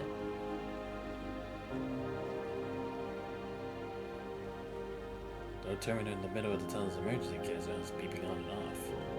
Some people are saying we'll never see. Some lean against the pillar with the hanging terminal while some are watching from afar because they cannot get any closer. The song creates gentle ripples on the dust-colored waters. The factory is glowing in the distance against the setting sun. The train flies past. Windows are ablaze with light. What a beautiful song. It's good, right? My wife taught me to sing it when I was younger. It doesn't sound like a song from Kowloong. I have no idea. My wife told me the person who taught her this song is already dead. Yeah, they're better off dead. Better off. Times like this, it's better off to be dead. How old's your wife? Same as you? Nonsense. You're in your 70s and your wife is 42? Keep singing. It's nice.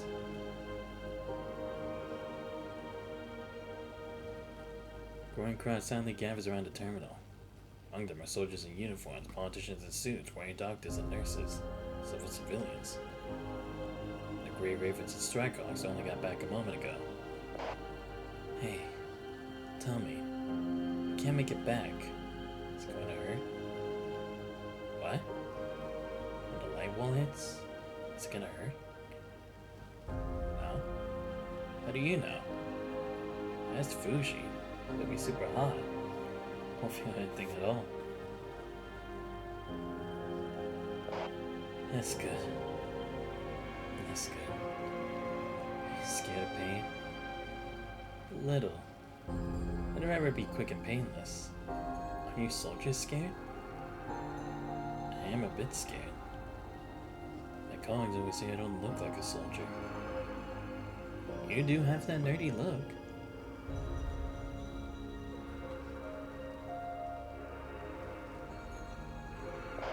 Huh? She's so cute as a child with bright eyes like her mom's. Someone like a mule just like her dad. Is your granddaughter born on the niter?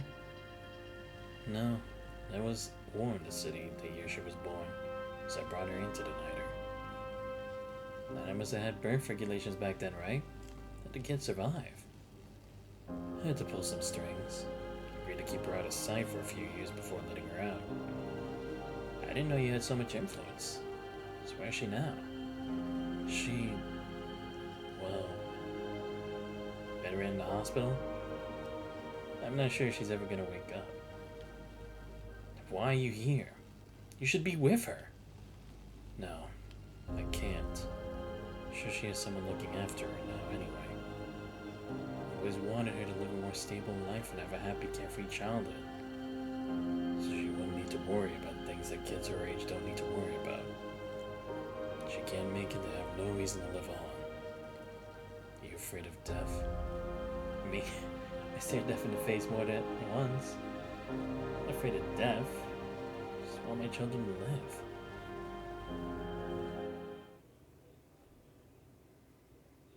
No matter when and no matter where.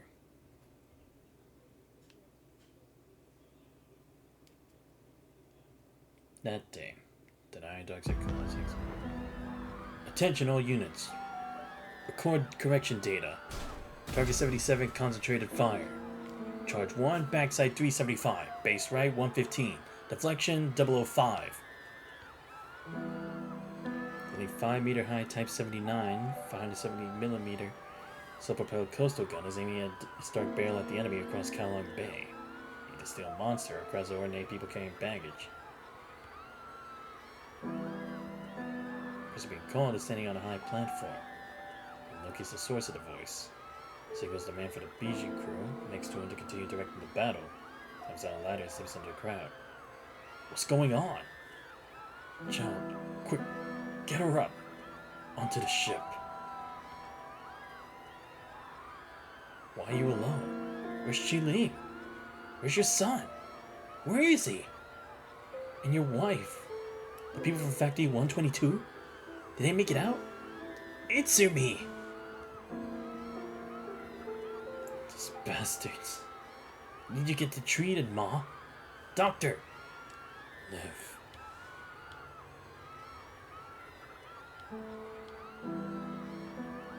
Somebody! Help! Baby lies quietly in a blood-stained swaddle. I don't know where it was happened. Says the man in uniform in front of her without making a sound. She survived that day. She became one of the survivors of that day.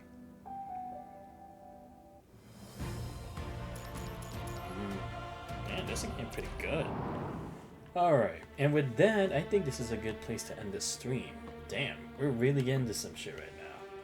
I'm actually liking the direction that the story's going. But yeah, I'll have to save this for another time. I don't know, I'm kind of pondering whether I should complete this or first, or if I should go to just do the extra chapter. I might just try to finish the event first, because it's like, I'd probably forget some of the details if I prolonged it for a bit, so maybe I'll actually continue with the story for our next stream. And then after that, we'll go back to the EX chapter and see what's going on there. But anyway, let me give a huge shout out for everyone who showed up to the stream. So a huge shout out to Ring UEF. Glad to see that your story's finally complete, man. The work that you put in was finally there for being accomplished now. Can't wait to see what you got cooking up next, man. And like I said, I will be back to stream East 10 Nordics tomorrow. The time will be probably random just like it was today, but it'll definitely still be there. But if you guys do enjoy the stream but already found the channel, please make sure you leave a follow. It's much appreciated. Check out my YouTube channel. And if you're already checking out the VODs over there and you do enjoy them, please subscribe to that channel as well and join Discord, you guys know me. I'm still interested because we still haven't seen Lady Chu yet and how that's going to come into play. I'm guessing that's probably going to happen much later in it. But I like how we're kind of now referring to more of the people who are from Kowloong who didn't really have like vital roles back then. Once again, like specifically Kowloong and stuff, and even like the minor characters like Chao Feng and them. Pretty cool. But this has been Santos Fights. I hope you guys have a great rest of your night. I'll see you guys next time.